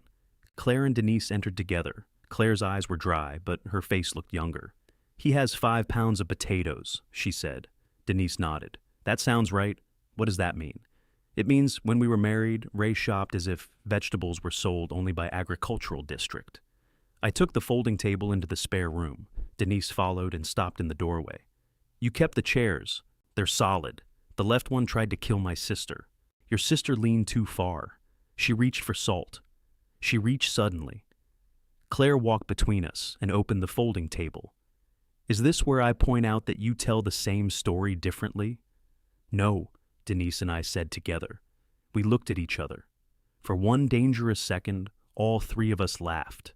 The room changed quickly after that. The folding table fit under the window. Claire set her laptop on it and placed the printer at the end. We carried in the file boxes and found an extension cord in the garage. I brought the better of the 2 dining chairs. It leans, Denise said. It's temporary. People say that about bad chairs and relatives. Claire looked at her mother. Too soon? It's fair. Denise put the cracked picture on the windowsill. She saw the broken glass but did not ask. Claire told her anyway. She described the office, the air mattress, Scott's apology, and Evan asking why people couldn't work from bedrooms. Denise listened without looking at me. When Claire finished, she said, "What do you want?" It was the same question I had asked. Claire gave the same answer. My office back. That sounds like what you wanted yesterday. What do you want now? Claire sat in the leaning chair. I want everyone to stop explaining Evan to me. Denise nodded once. He's not evil, Claire said. I didn't say he was. He does good things. I know. He helped you move that cabinet last year. He complained about the stairs, but yes. Claire smiled faintly. Denise sat on a box. I liked your father for a long time, after I knew I couldn't stay married to him. I stood beside the printer with an extension cord in my hand. Liked? I said. You want a stronger word? Not particularly. She looked at Claire. Leaving somebody doesn't require turning them into the worst person you've ever met. No one is leaving anyone, Claire said quickly. All right, it's been 4 days. I said, all right. You said it like Dad. I learned from years of exposure. I plugged in the printer. It produced a grinding noise. Almost new, I said. Denise stared at it. That printer was in our house. It still works. It sounds like it's chewing a spoon. The machine printed a test page containing one pale magenta stripe. Success, I said. Claire laughed, but her phone lit on the folding table. Evan had written, Are you coming tomorrow or not? She turned it over. Denise watched her. You don't have to answer while I'm here. I don't know what to say. What is the answer? No? Then start there. Claire picked up the phone. I carried the empty grocery bag to the kitchen. Denise followed a moment later, giving Claire the room. You told her about our call? I asked. No. She knew I called you. She knows phones go both directions. I folded the bag and placed it on the counter. Thank you for coming. I came for Claire. I know. She called me because she thought you were trying. I am. That doesn't mean you're good at it. I know. Denise leaned against the counter. That's also new. We listened to Claire moving in the other room. I shouldn't have said you waited for me to name problems, I told Denise. No, you shouldn't have. You did sometimes, I know, and I used that to avoid the times you didn't. She studied my face. I had already looked at apartments when I told you I might leave, she said. I know. No, you found out later. That's different. Why are you telling me? Because Claire doesn't need a saint and a villain. She needs to know decent people can do dishonest things when they're frightened. I glanced toward the hallway. Like meeting a son-in-law at a diner? Like having a deposit on an apartment while telling your husband you're still deciding. We stood in the same kitchen where we had once argued about that apartment. I'm sorry, I said. Denise looked away. Don't use our daughter's marriage to clean up ours. I'm not. You might be. The sentence annoyed me because it might have been true. Claire entered carrying her phone. I told him I'm not coming tomorrow. What did he say? I asked. He asked when I am coming. Denise waited. I said I need a separation, Claire continued. My hand tightened around the folded grocery bag. What does that mean to you? Denise asked. I don't know yet. I told him I'll contact him about getting the rest of my things. And he said I was escalating. That's a word, I said. Claire's phone buzzed again. She read the message. He says if I make this official, I can't expect him to wait around forever. I kept my mouth shut. Denise did not. He waited 4 days? Mom, I'm asking. No. He means if I move out. What did you tell him? That I wasn't asking him to wait. Denise nodded, but Claire's face crumpled around the edges. I reached for her. She shook her head and stepped back. Please, she said. I need 1 minute where nobody comforts me into changing my mind. Denise and I stayed where we were. A car door closed outside. Through the front window, I saw Evan crossing my lawn with Claire's office chair in his arms. Denise came beside me. Did she ask for that? She said. No. Evan reached the porch and rang the bell. Claire looked from the chair to the navy suitcase beside the door. Then she said very quietly, Don't let him give me my own life one piece at a time. Do you want me to send him away? I asked. Claire looked at the door. No, I need to tell him. I can stand out there with you. I want you where I can see you. Denise remained beside the window. Where do you want me? Claire hesitated. Here. That answer hurt Denise, though she hid it quickly. I'll make soup, she said. The bell rang again. I opened the door. Evan stood with the chair balanced against his chest. It was a good office chair, black mesh with adjustable arms. I remembered helping Claire pick it out because the salesperson had tried to convince her she needed one with a heated seat. Hey, Evan said. You shouldn't have come without calling, I texted. 2 minutes ago, he shifted the chair. Can I put this down? I stepped aside but did not invite him farther than the entryway. He carried the chair in, saw the navy suitcase, then looked through the living room toward Claire. His face softened. I thought you'd need this. Claire approached slowly. Why? For work. I have a chair. You said that one hurts your back. Why did you bring mine? He lowered his voice. Because it belongs to you. The answer sounded generous until it finished landing. Claire touched one of the armrests. Does the desk belong to me? Of course. The filing cabinet? Yes. The printer? Yes. The room? Evan glanced at me. Can we do this without an audience? Denise opened a cabinet in the kitchen. A pot clanged loudly enough to make the question ridiculous. You came to my father's house, Claire said. I came to bring your chair. After I told you I needed a separation. I was already loading it when you sent that. Why were you loading it? Because you took your work things. I took what I needed for Monday, and I assumed you'd need the chair too. Claire let go of the armrest. So you assumed I wasn't coming back before I told you I wasn't coming back. That's not what I meant. You brought one piece of my office to the place you packed me off to. I am trying to support you. By helping me leave, by giving you space. You keep saying that, like space is something you own. Evan looked exhausted. I could see why people yielded to him. Anger would have been easier. Instead, he stood there holding himself together, looking like a man being punished for every clumsy attempt at kindness. I didn't know what else to do, he said. You could have asked. Would you have answered? Yes. You haven't answered anything else. I answered today. You announced a separation by text. I tried to talk to you Tuesday. We fought. I said I wasn't moving my office. And I heard that. No. You heard that I was upset. What's the difference? Claire's eyes closed briefly. Behind us, the soup pot hit the stove. Denise was doing a great deal of work without producing visible soup. Evan noticed her then. His face changed. Denise. Hello, Evan. You're here. That's usually what hello confirms. He looked at me. Did you call her? I did. His jaw tightened. Claire said, Mom came because I asked her. I didn't say anything. You looked at Dad. Because he told me yesterday he wasn't getting in the middle. I'm not, I said. Evan laughed once. You met me for coffee, then went home and called your ex-wife. The call wasn't about you. I'd love to know what it was about. No, you wouldn't. He stared at me. For 14 years, Evan and I had gotten along by assuming we understood each other. We were men who showed up. Men who repaired sinks, lifted furniture, kept extra batteries. We did not discuss loneliness because loneliness could not be tightened with a wrench. Now he looked at me as if I had violated that agreement. You told me you understood, he said. I said I understood what you were asking, and now? Now I understand why you asked me.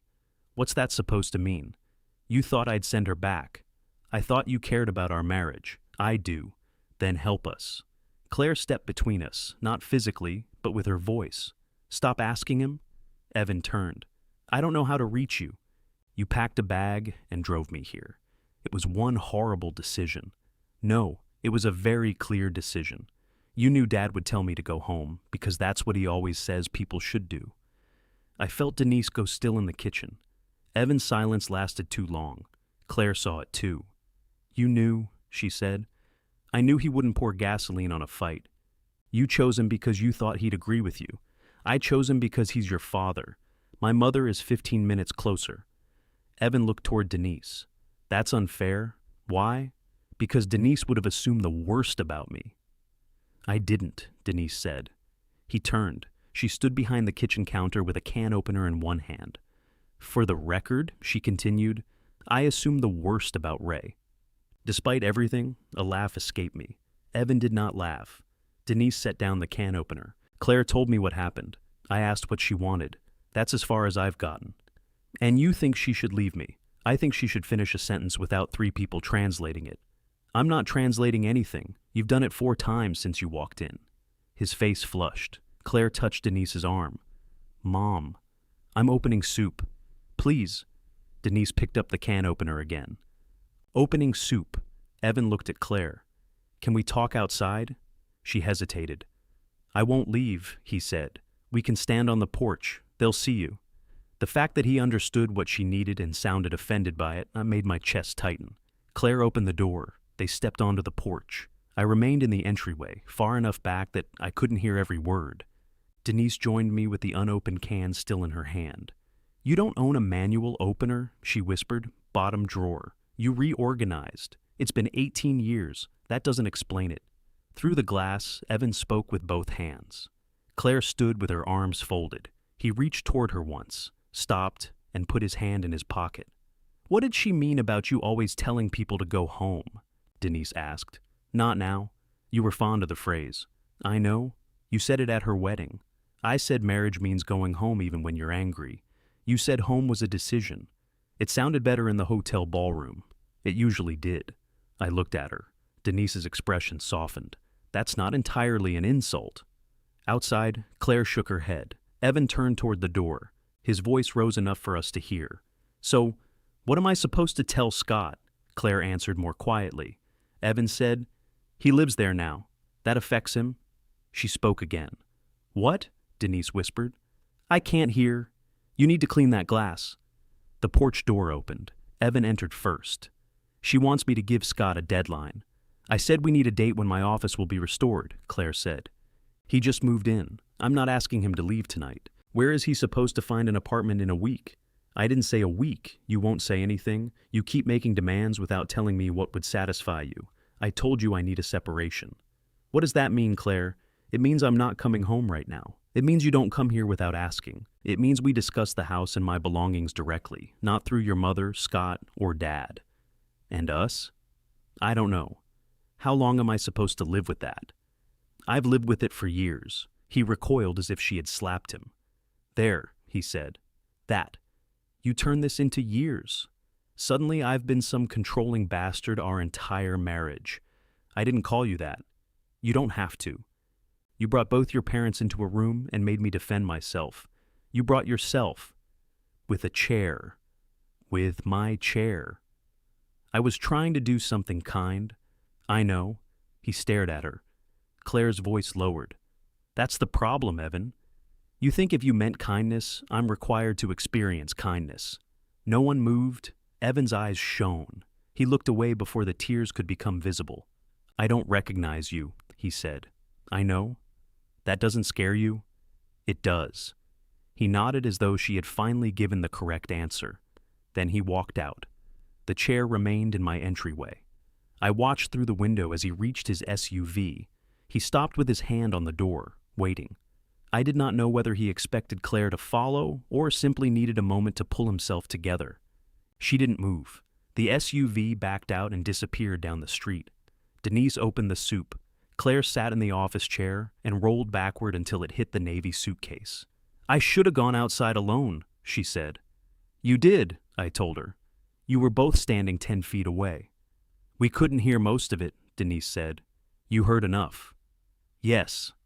Claire pressed her fingers to her eyelids. He's right. I brought both of you into it. You stayed with your father because you needed somewhere to stay, Denise said. You called me because I'm your mother. Those things are allowed. It looks like I gathered a team. Then tell us when to leave the field. Claire lowered her hands. That's not funny. It wasn't a joke.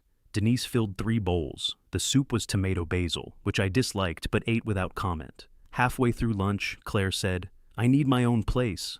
I set down my spoon. You don't have to rush. I'm not. You've been here 4 days. 5. That isn't better. She looked around my kitchen. If I stay here, Evan will keep coming here. Mom will keep bringing groceries. You'll keep moving your life into the garage so I can fit. I offered the room. I know. That's why I need to leave before your offer becomes another thing I don't know how to stop accepting. Denise tore a piece of bread. An apartment isn't a decision about your marriage. It will look like one. To Evan, I said. To me, too. We finished eating in silence. Later, Denise helped Claire search rental listings at the folding table. I carried the old dining chairs to the curb.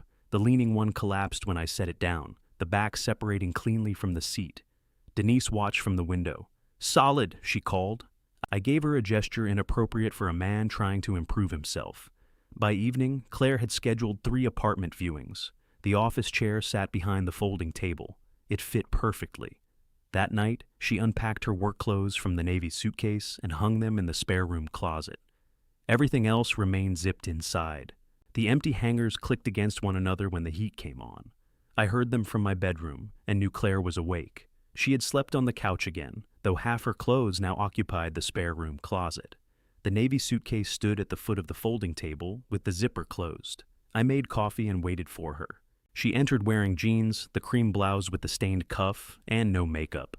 You're dressed up, I said. Apartment viewings. That blouse has been through enough. It's the only shirt I own that says financially stable. It has a stain. It says financially stable, but human. Strong message.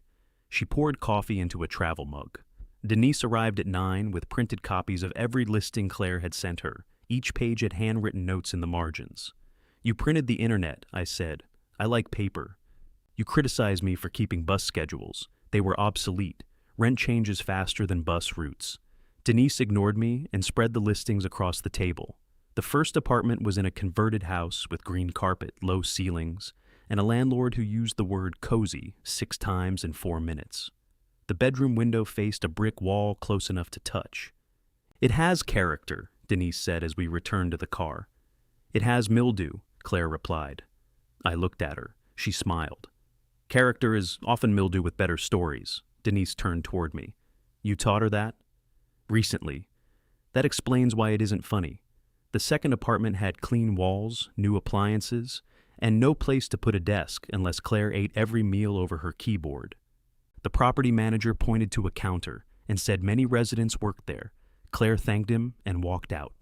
In the parking lot, she said, lots of people work from kitchens. Denise stopped beside the car. He doesn't know. I know. I'm just saying he doesn't know anything about your marriage. I know, Mom. You sounded like you were making it mean something. I was making a joke. All right. Claire closed her eyes. You say it like Dad, too. Years of exposure, Denise and I said together. No one laughed that time. The third apartment was on the second floor of a building near the library. The hallway smelled faintly of onions from somebody's lunch. The living room was narrow. The bathroom tile had been repaired in 3 different shades of white, and the bedroom overlooked a parking lot. But there was a small room off the living room with a door. The manager called it a den. Claire stepped inside and turned slowly. A desk would fit here. And the filing cabinet, I said. The printer could go on a stand. Denise looked out the window. Good light. Claire touched the door frame. Her face held nothing I could name. The rent was within what she had planned, though at the upper edge. The manager explained deposits, utilities, and the fact that the upstairs laundry accepted cards, but still charged a fee for reasons he personally considered immoral. Claire took an application. Back in the parking lot, Denise asked, What do you think? I think it's expensive. It's less than the other one. The other one didn't have a desk room, then this one is worth more. Claire folded the application. It's not a moral decision, I said. They both looked at me. What? Denise leaned against the car. Go on. I'm saying the apartment doesn't prove anything about her marriage. It's a place to live. You said that as if someone disagreed, Claire said. I'm practicing. You could practice silently. That's advanced. On the drive home, we passed a diner where Evan and I sometimes ate after buying supplies from the hardware store. His football team played at 1. Most Sundays, he watched at my house because Claire didn't care about the game, and Marlene talked through every third down. I had forgotten until then. At 12:50, I took 2 bottles of beer from the refrigerator, then put one back. Claire entered while I was doing it. You can call him, she said. I don't want to. You do. That's different. He didn't stop being your friend. I looked at the single bottle in my hand. Maybe he did. Because of me. Because he expected something from me I shouldn't have agreed to. You've known him a long time. So have you. She sat at the kitchen table. Don't make yourself lonely to prove you believe me. That isn't what I'm doing. What are you doing? I opened the beer. I'm watching football. She gave up and returned to the spare room. The game was close. I couldn't have said who won 20 minutes after it ended. My phone remained silent until 5. Then Evan sent a photograph. He had reassembled Claire's desk in the office. Her filing cabinet was back against the wall. The air mattress and television were gone. He wrote, Scott is staying with Mom. I heard her. Please tell Claire she can come home. A second message followed. Sorry, I know you said not to pass messages. I just thought you should know I'm trying. I carried the phone to the spare room. Claire sat at the folding table reviewing a client ledger. Her office chair rolled smoothly beneath her. I'm not passing a message, I said. I'm showing you something he sent me. That sounds legally distinct. Do you want to see it? She held out her hand. The photograph changed her face. He rebuilt it, she said. Yes. The left side is backward, I noticed. No, you didn't. I noticed after you said it. She enlarged the picture. Scott's things are gone. He's staying with Marlene. Claire handed the phone back. Did Evan say how long? No. She stared at her laptop screen without seeing it. He moved Scott, she said. Yes. I asked him for a date. I didn't ask him to move him today. He probably wanted to show you he understood. Do you think he did? I think he moved Scott and rebuilt the desk. That wasn't my question. I know. She looked again at the photograph. If I don't go back now, he'll say nothing is enough. Will you believe him? I might. My phone rang. Marlene. Claire glanced at the screen. Answer it. You sure? No, but answer it. I put the call on speaker. Hello, Marlene. I hope you're satisfied. No greeting this time. With what? Scott is sleeping on my couch because Claire decided a room was more important than a human being. Claire's face went still. I thought your apartment was too small, I said. It is. Then why did you agree? What was I supposed to do? Let him sleep in his car? I sat on the edge of the bed. Marlene, I said, where was Scott planning to live before Evan offered Claire's office? That's not relevant now. It seems relevant. He had options. Then Evan told him he could stay. So Evan changed his options. Claire made him leave. No, I didn't, Claire said. Silence came through the phone. Is she there? Marlene asked. Yes. Claire, sweetheart, I don't want to fight. Then don't. I'm trying to understand what you need.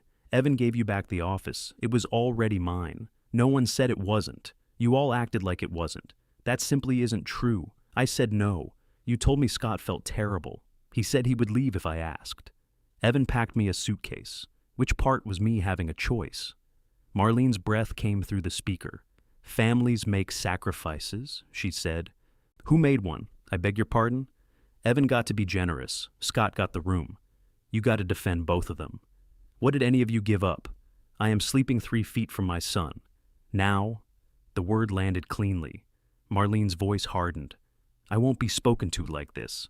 Then stop calling me. The line went dead. Claire stared at my phone. Was that awful? Yes, I said. She looked wounded. It was also honest. Those aren't the same thing. No, I didn't have to say it that way. No, you're supposed to tell me she deserved it. I don't think that would help. She stood and walked to the window.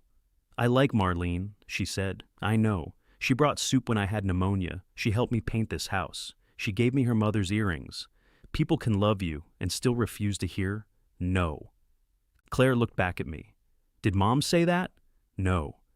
It sounds like her. I'm capable of original thought. Recently, retirement gives a man time. Her phone lit on the desk. Evan had sent her the same picture. Your office is back. Scott understands. I'm sorry it took me this long to listen. Please come home so we can work this out. Claire read it several times. Then she closed the apartment application and pushed it away. I need to think, she said. Denise returned that evening to collect the soup pot she had forgotten. She found Claire at the kitchen table with the apartment papers under her elbows. Did you like the den? Denise asked. Evan restored my office. Denise set down the pot lid. That's good. Claire looked at her suspiciously. That's all? What do you want me to say? I don't know. Then I'm not going to fill it in. Claire told her about Scott moving, Marlene's call, and Evan's message. Denise listened. So? Claire asked. So he did what you asked. I didn't ask him to put Scott out immediately. You asked for the office. I asked to be included. Denise nodded. Then I guess the question is whether he understands the difference. You don't think he does. I think you want me to say he doesn't, so you won't have to risk being wrong. Claire pushed back from the table. Why are you defending him? I'm not. You sound like Dad. Careful, I said from the sink. Denise ignored me. If you go back, I'll still answer the phone. If you take the apartment, I'll help you move. I'm not going to turn Evan into Ray just because the furniture looks familiar. That's not fair to Dad.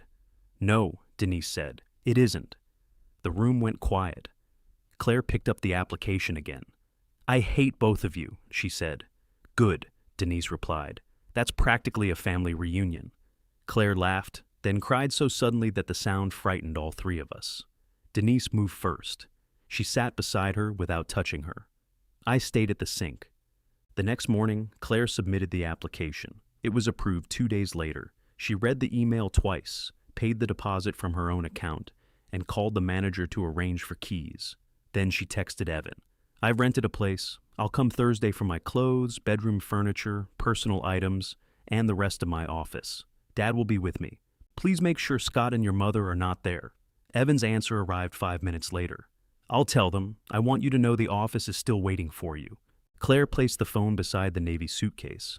For the first time since she arrived, she opened it and removed everything Evan had packed. She folded each item into an empty cardboard box. When she finished, the suitcase stood open and empty on my living room floor. It stayed there through breakfast. Claire stepped around it twice. I stepped around it once, then moved it against the wall so nobody would break an ankle proving a point. What are you going to do with that? I asked. I don't want it. It's yours. It was ours. That usually means half yours. You want half a suitcase? I already own a duffel with mildew. She zipped it closed. Empty, it sagged inward. Donate it, she said. The wheel still drags. You fix the zipper. It has structural concerns. Then throw it away. I looked at the Navy case. Claire noticed. You can keep it if you're emotionally attached. I'm not emotionally attached to luggage. You kept 2 chairs for 18 years. One of those chairs was solid. It collapsed on the curb after years of service. She left the suitcase against the wall. When we loaded the car, I put it in the trunk beneath the flattened cardboard boxes. Claire saw me do it. I said, I don't want it. I heard you. Then why is it coming? Because you're moving things out of the house it came from. That sentence has too much symmetry. If you decide to leave it there, leave it. If not, it stays in the trunk. She studied me. You're not planning a speech, are you? No. Your face looks speechy. That's just my forehead. The moving company sent 2 men named Luis and Anthony. Both were adults. Both looked stronger than I had ever been. And both called me sir in a way that suggested they were worried I might lift something. Claire had made colored labels for every box. Blue went to the apartment. Yellow stayed with me until she had shelves, and red meant fragile. You made a system, I said. I always make a system. Evan says you keep score. Her hand stopped over a label. I'm sorry, I said. That was careless. No, I do keep score. That doesn't make his version right. It doesn't make it entirely wrong. She pressed a blue label onto an empty box. I remember things. Who called the plumber? Who took time off? Who apologized? I tell myself it's because I handle the calendar and bills, but sometimes I hold on to it because I want proof. Proof of what? That I'm not imagining the imbalance. And are you? Imagining it? The imbalance. No. She placed the marker in her purse. Then maybe the score isn't the problem. She looked at me. Mom kept score too. Your mother kept records fit for a federal inquiry. That's not what she says. No. She says I only objected because I was losing. Were you? Usually. A moving van followed us to Claire's house. Evan had opened the garage and cleared one side for loading. His SUV sat on the street. Marlene's car was nowhere in sight. Neither was Scott's. Evan met us in the driveway wearing jeans and an old blue t-shirt. He had shaved. He looked better than the last time I'd seen him, which somehow made the morning harder. I made coffee, he said. Claire took the first box from my back seat. Maybe later. It'll be there. He nodded to Luis and Anthony. Bedroom furniture is upstairs. Office is down the hall. I can show you. I know where it is, Claire said. Right. He stepped aside. The house had been cleaned, not ordinary cleaned.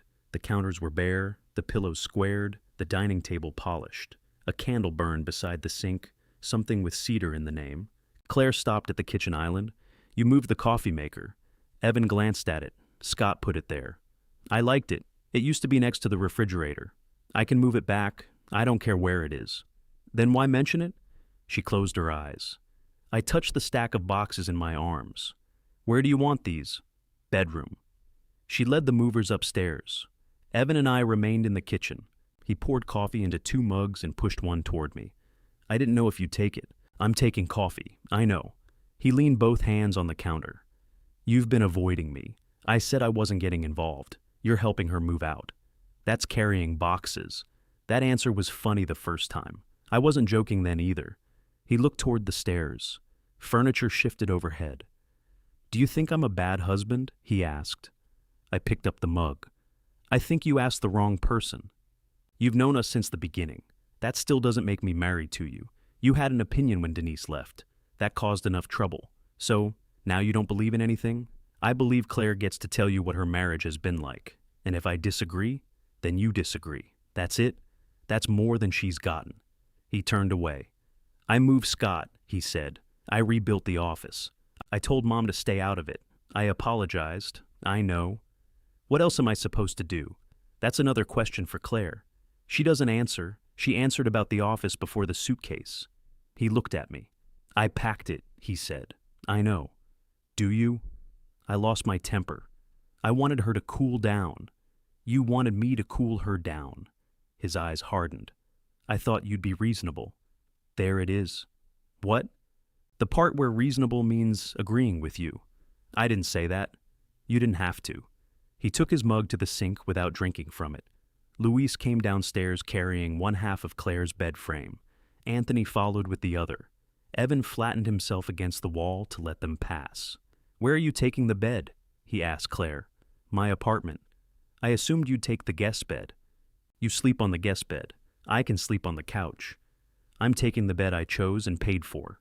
The sentence made him flinch. That sounded like your score, he said. Yes, Claire replied. It did. They looked at each other. Take it, he said. Take whatever you want. I don't want whatever I want. I want my things. How are we supposed to decide which are yours? We talk. That's what I've been asking for. No, you've been asking me to come home first. Evan pressed his lips together. The movers returned upstairs. Claire took a roll of labels from her pocket. She marked the bedroom dresser, one nightstand, and a cedar chest at the foot of the bed. She left the second nightstand, the tall dresser, and the framed wedding photograph hanging above it. I saw her look at the photograph. You can take that, Evan said. I don't want it. He recoiled. You don't want our wedding picture? I have copies. That's not what you said. I don't want to hang it in the apartment. So you're ashamed of us now? No. What does that mean? It means I don't want a 4-foot picture of our wedding over the bed, where I'm trying to figure out whether I can breathe without you. Luis became deeply interested in the dresser drawer he was removing. Evan looked toward me. I bent to unplug a lamp. You're enjoying this, he said. My hand stopped at the wall. Evan, Claire warned. No, I want to know. He's been divorced 18 years, and suddenly our marriage falls apart in his house. You think that doesn't mean something to him? I stood. It means my daughter needed somewhere to stay. It means you get to prove leaving was noble after all. The words landed because I had wondered the same thing. Claire stepped between us. He didn't make me leave. He lied to you and met me for coffee. Yes.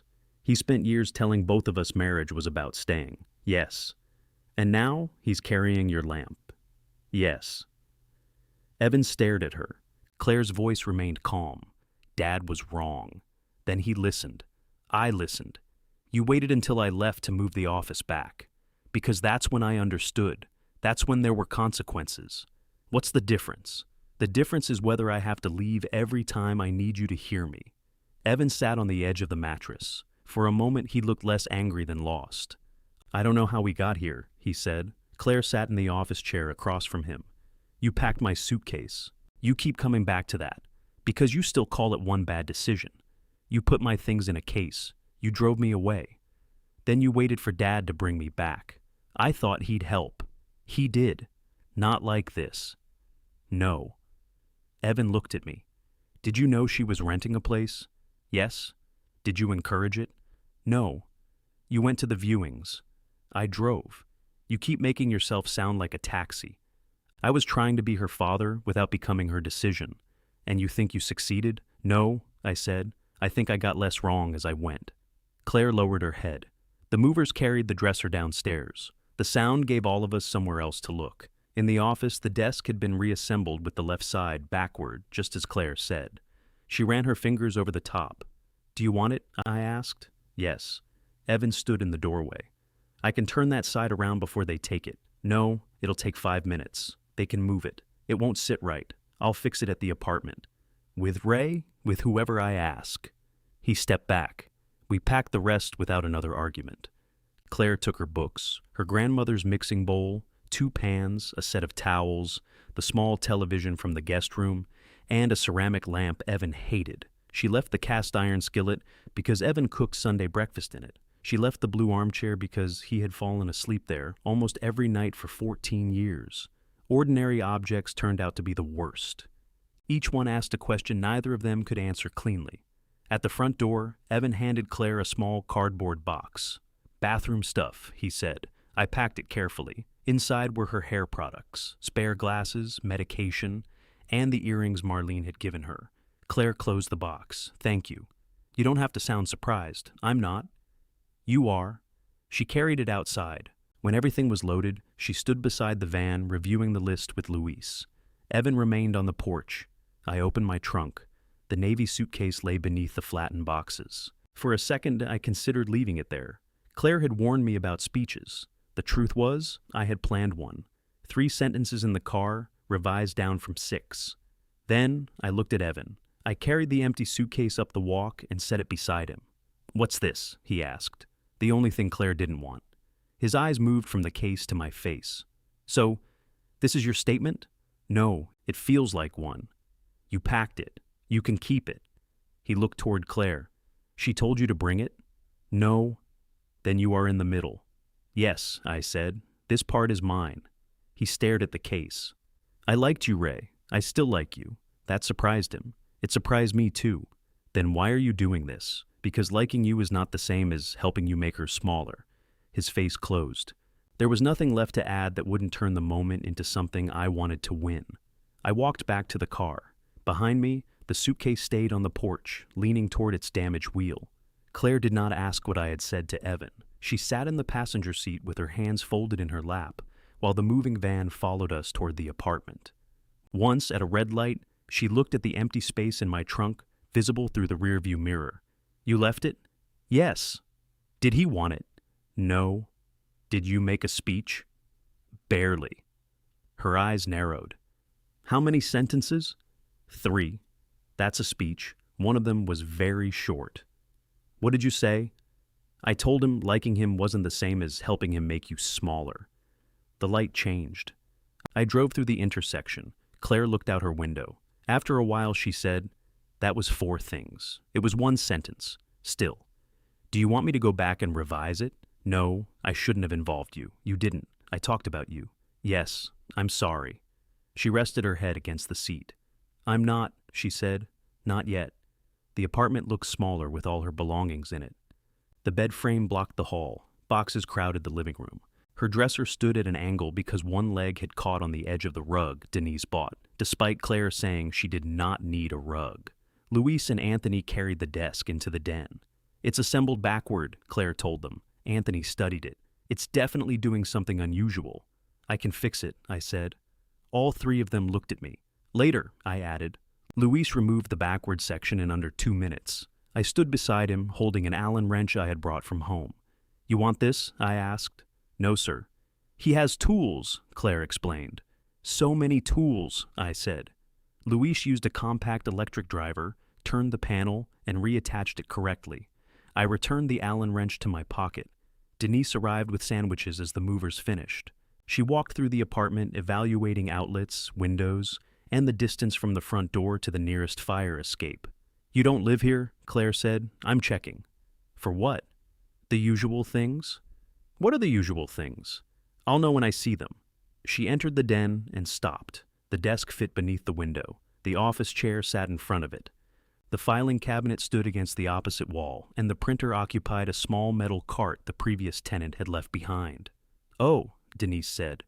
It was the same sound she had made when I called about Claire, small but carrying too much. Claire put her hand on the door. "It closes," she said. Denise nodded. I went to the kitchen and unpacked mugs so they could have the moment without me. By evening, the bed was assembled, clothes hung in the closet, and enough of the kitchen existed to make coffee. Claire had decided the cracked picture looked better without glass. She removed the broken pane and placed the print above her desk in the cheap black frame. "Still crooked," I said. "It's the wall." "It's not the wall. It's staying. Your apartment." She looked at me. I'd said it without thinking. The words seemed to settle around her. "My apartment," she repeated. Denise appeared in the doorway holding an empty box. "You need plates." "I have 4. Those are bowls. They're shallow bowls. They are deep plates." "Is there a governing body?" "Yes. Mother's." The mother governing body brought me a rug I didn't ask for. The floor was cold. It's June. Winter remains a possibility. I carried the empty boxes to my car. When I returned, Claire and Denise were standing near the front door. Denise had her purse on her shoulder. "You leaving?" I asked. "She asked us to," Denise said. I did not. "You said you were tired. That's different." "Not to visitors." Claire looked at me. "Are you going to interpret me too?" "No." "Coward," Denise said. I picked up my keys. Claire followed us into the hallway. "Call if you need anything," Denise told her. "I know. Anything, I know." Denise hugged her. I waited, then opened my arms. Claire stepped into them and held on longer than I expected. "Are you sure you're okay here?" I asked into her hair. No. It was the first time she had answered that question directly. I tightened my arms once, then let her go. Denise and I rode the elevator in silence. In the parking lot, she said, "Don't drive by later." I wasn't going to. You were thinking about it. I was thinking about whether she had enough towels. She has towels. She took one set. I bought another. When? While you were supervising a professional assembling a desk. I was not supervising. You stood behind him holding a tool. He might have needed it. She opened her car door. Denise. She paused. I'm sorry. For what part? The question was fair. For telling people you walked out because you wanted a different life. You believed that. I made it sound like wanting a different life was the same as wanting more than I deserved to lose. She leaned against the door. I'm sorry I used your leaving as a warning to Claire, I continued. I made you the example of what happens when someone doesn't stay. Denise looked toward the apartment building. She knew I loved her, she said. Yes. But she also knew you thought I failed. Yes. You're apologizing because you see what it did to her. I started there. And now I'm apologizing because I did it to you. She studied me for a long time. I don't forgive you tonight, she said. I didn't ask. That's also new. She got into her car. At home, the folding table stood empty under the spare room window. The office chair was gone. The closet door remained open, showing 6 wire hangers and nothing else. I made 2 pieces of toast and ate one. Sunday came around again. I watched football alone. At halftime, Evan texted, I'm sorry for what I said. You didn't cause this. But I do think Claire is hearing only one side right now. I read the message twice. Then I placed the phone face down and went outside to mow the lawn. He called after the game. I let it ring. He called again the following evening. This time, I answered. I don't want to fight, he said. Good. Have you spoken to Claire today? Yes. How is she? That's hers to tell you. You've really committed to this line. It's a useful line. She and I met yesterday. I waited. She didn't tell you? She said she had plans. A small silence followed. Evan had expected me to know. We had dinner, he said. It went well. Good. She admitted she misses me. That sounds private. I'm telling you because I want you to know I'm not giving up. You should tell her. I did. He breathed into the phone. I'm trying, Ray. I've read things. I wrote down every decision I made without asking her. I told her she could have full control over the house for a year.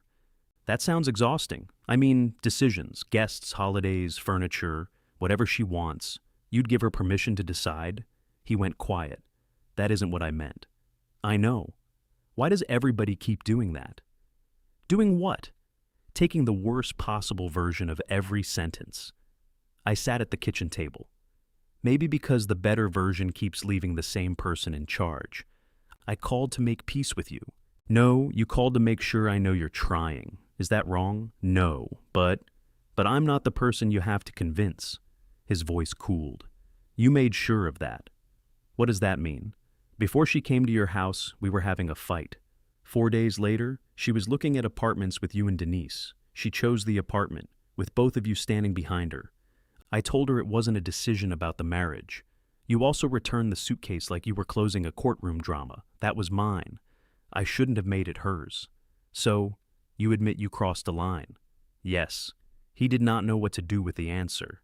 Then help undo it, he said. No. Why? Because undoing my mistake doesn't mean delivering Claire to the outcome you want. I'm not asking you to deliver her. You keep asking whether I've talked to her, what she's thinking, whether she told me about dinner. I'm desperate. I know.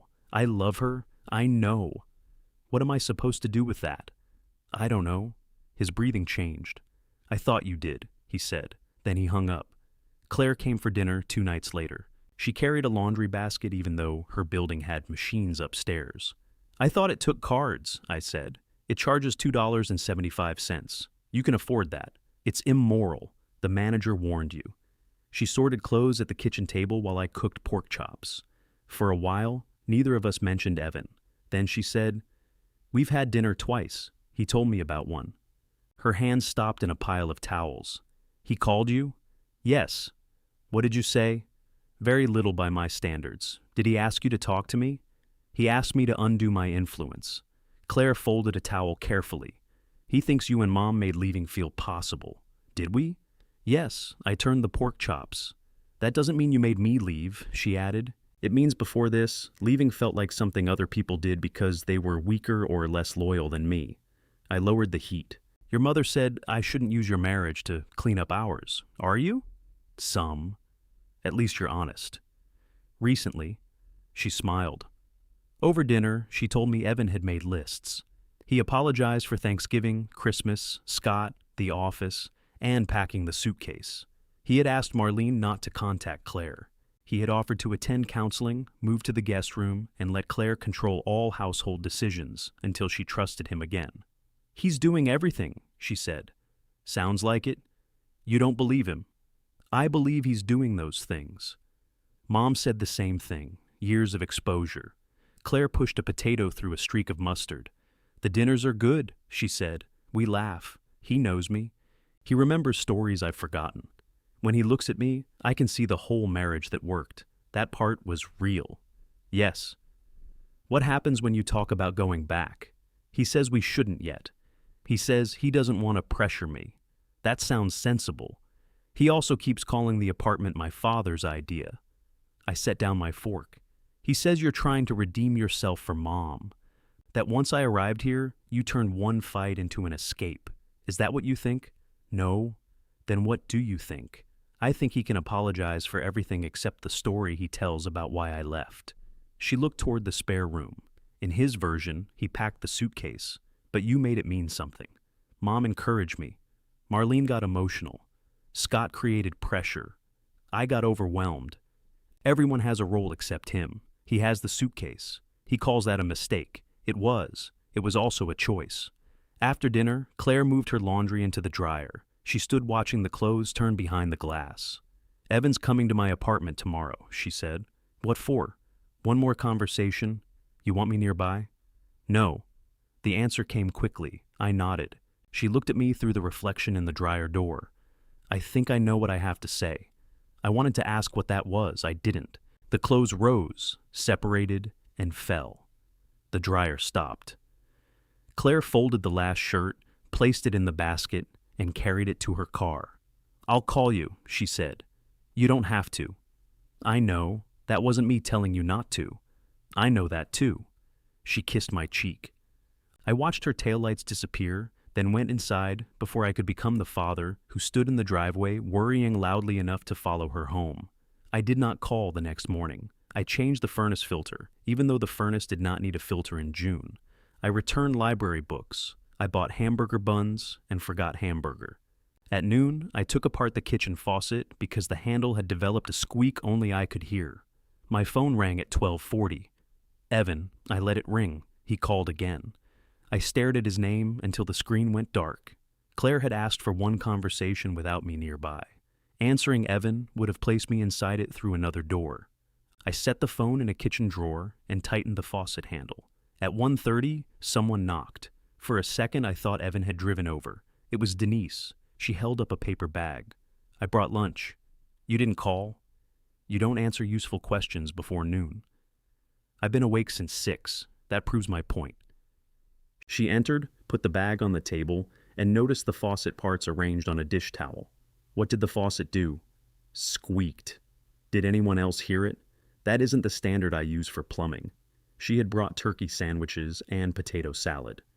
We ate at the kitchen table without turning on the television. Have you heard from her? Denise asked. No. Good. Why is that good? Because if you had, she probably needed help. That's a strange definition. You know what I mean. I'm starting to dislike that sentence. My phone rang inside the drawer. Denise looked toward the sound. Evan? Probably. You want to answer? No, then don't. That advice sounds familiar. I'm improving. Technically. The phone stopped. We finished lunch. Denise rinsed her plate without washing the pan I had left in the sink, a level of restraint I respected. At 2:15, Claire called.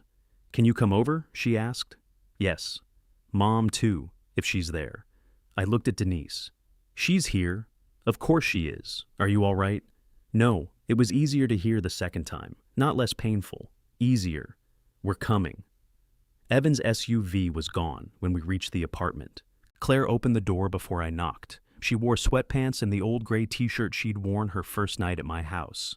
Her face was swollen from crying. Denise entered first and hugged her. I waited. Claire held one arm toward me without letting go of her mother. I joined them, awkwardly at first, then fully. The three of us stood inside the doorway while the hall light clicked off behind us. Eventually, Claire pulled away. "He left," she said. I closed the door. The apartment looked untouched except for 2 coffee mugs on the living room floor. Evan had sat on the blue rug Denise bought. Claire had sat on the couch. Between them lay a legal pad covered in his handwriting. Claire picked it up. He made another list. She handed it to Denise, who passed it to me without reading. The first section said, "Things I understand now. Ask before inviting people. Do not volunteer Claire's time. Shared space requires shared decisions. Apologize without explaining." The second section listed repairs. Office restored, Scott moved, mother excluded, weekly meetings, counseling. It was thoughtful. Detailed. The handwriting became less steady near the bottom. "He did the work," Claire said. "Yes," I replied. "He brought coffee from the place we went on our first date." Denise sat beside her on the couch. "He cried before I did," Claire continued. "He said he knows the suitcase was cruel. He said he packed it because he wanted to scare me, not because he wanted me gone." My hand tightened around the legal pad. "He thought I would spend one night at Dad's," she said. "He thought Dad would remind me of everything I had to lose." I placed the pad on the coffee table. "What did you say?" Denise asked. I asked him to tell me why I left without mentioning Dad. Claire wiped her face with both hands. "He said he could do that. Then he said Dad gave me somewhere to run instead of encouraging me to work through it." She laughed, but the sound broke. I told him he had mentioned Dad in the first sentence. Neither Denise nor I spoke. He tried again. "He said Mom made leaving look brave because of your divorce." Denise lowered her eyes. I told him that was Mom. "What happened then?" I asked. He got angry, not loud. He said I was setting traps, that every answer was wrong because I had already chosen the story where he didn't listen. Claire picked up one of the coffee mugs and turned it between her hands. I asked him why he packed the suitcase. "He told you," I said, "to scare you." "No." I asked why that was the thing he thought would scare me. The room went still. He said because he knew I would have nowhere to go except here, and he knew you would send me home. Denise looked at me. Claire continued.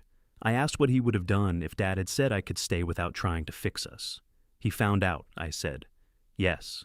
She set down the mug. He said, "Then we wouldn't be here." I sat in the office chair across from her, and I finally understood, Claire said. "He still thinks the thing that ended us was that you didn't send me back."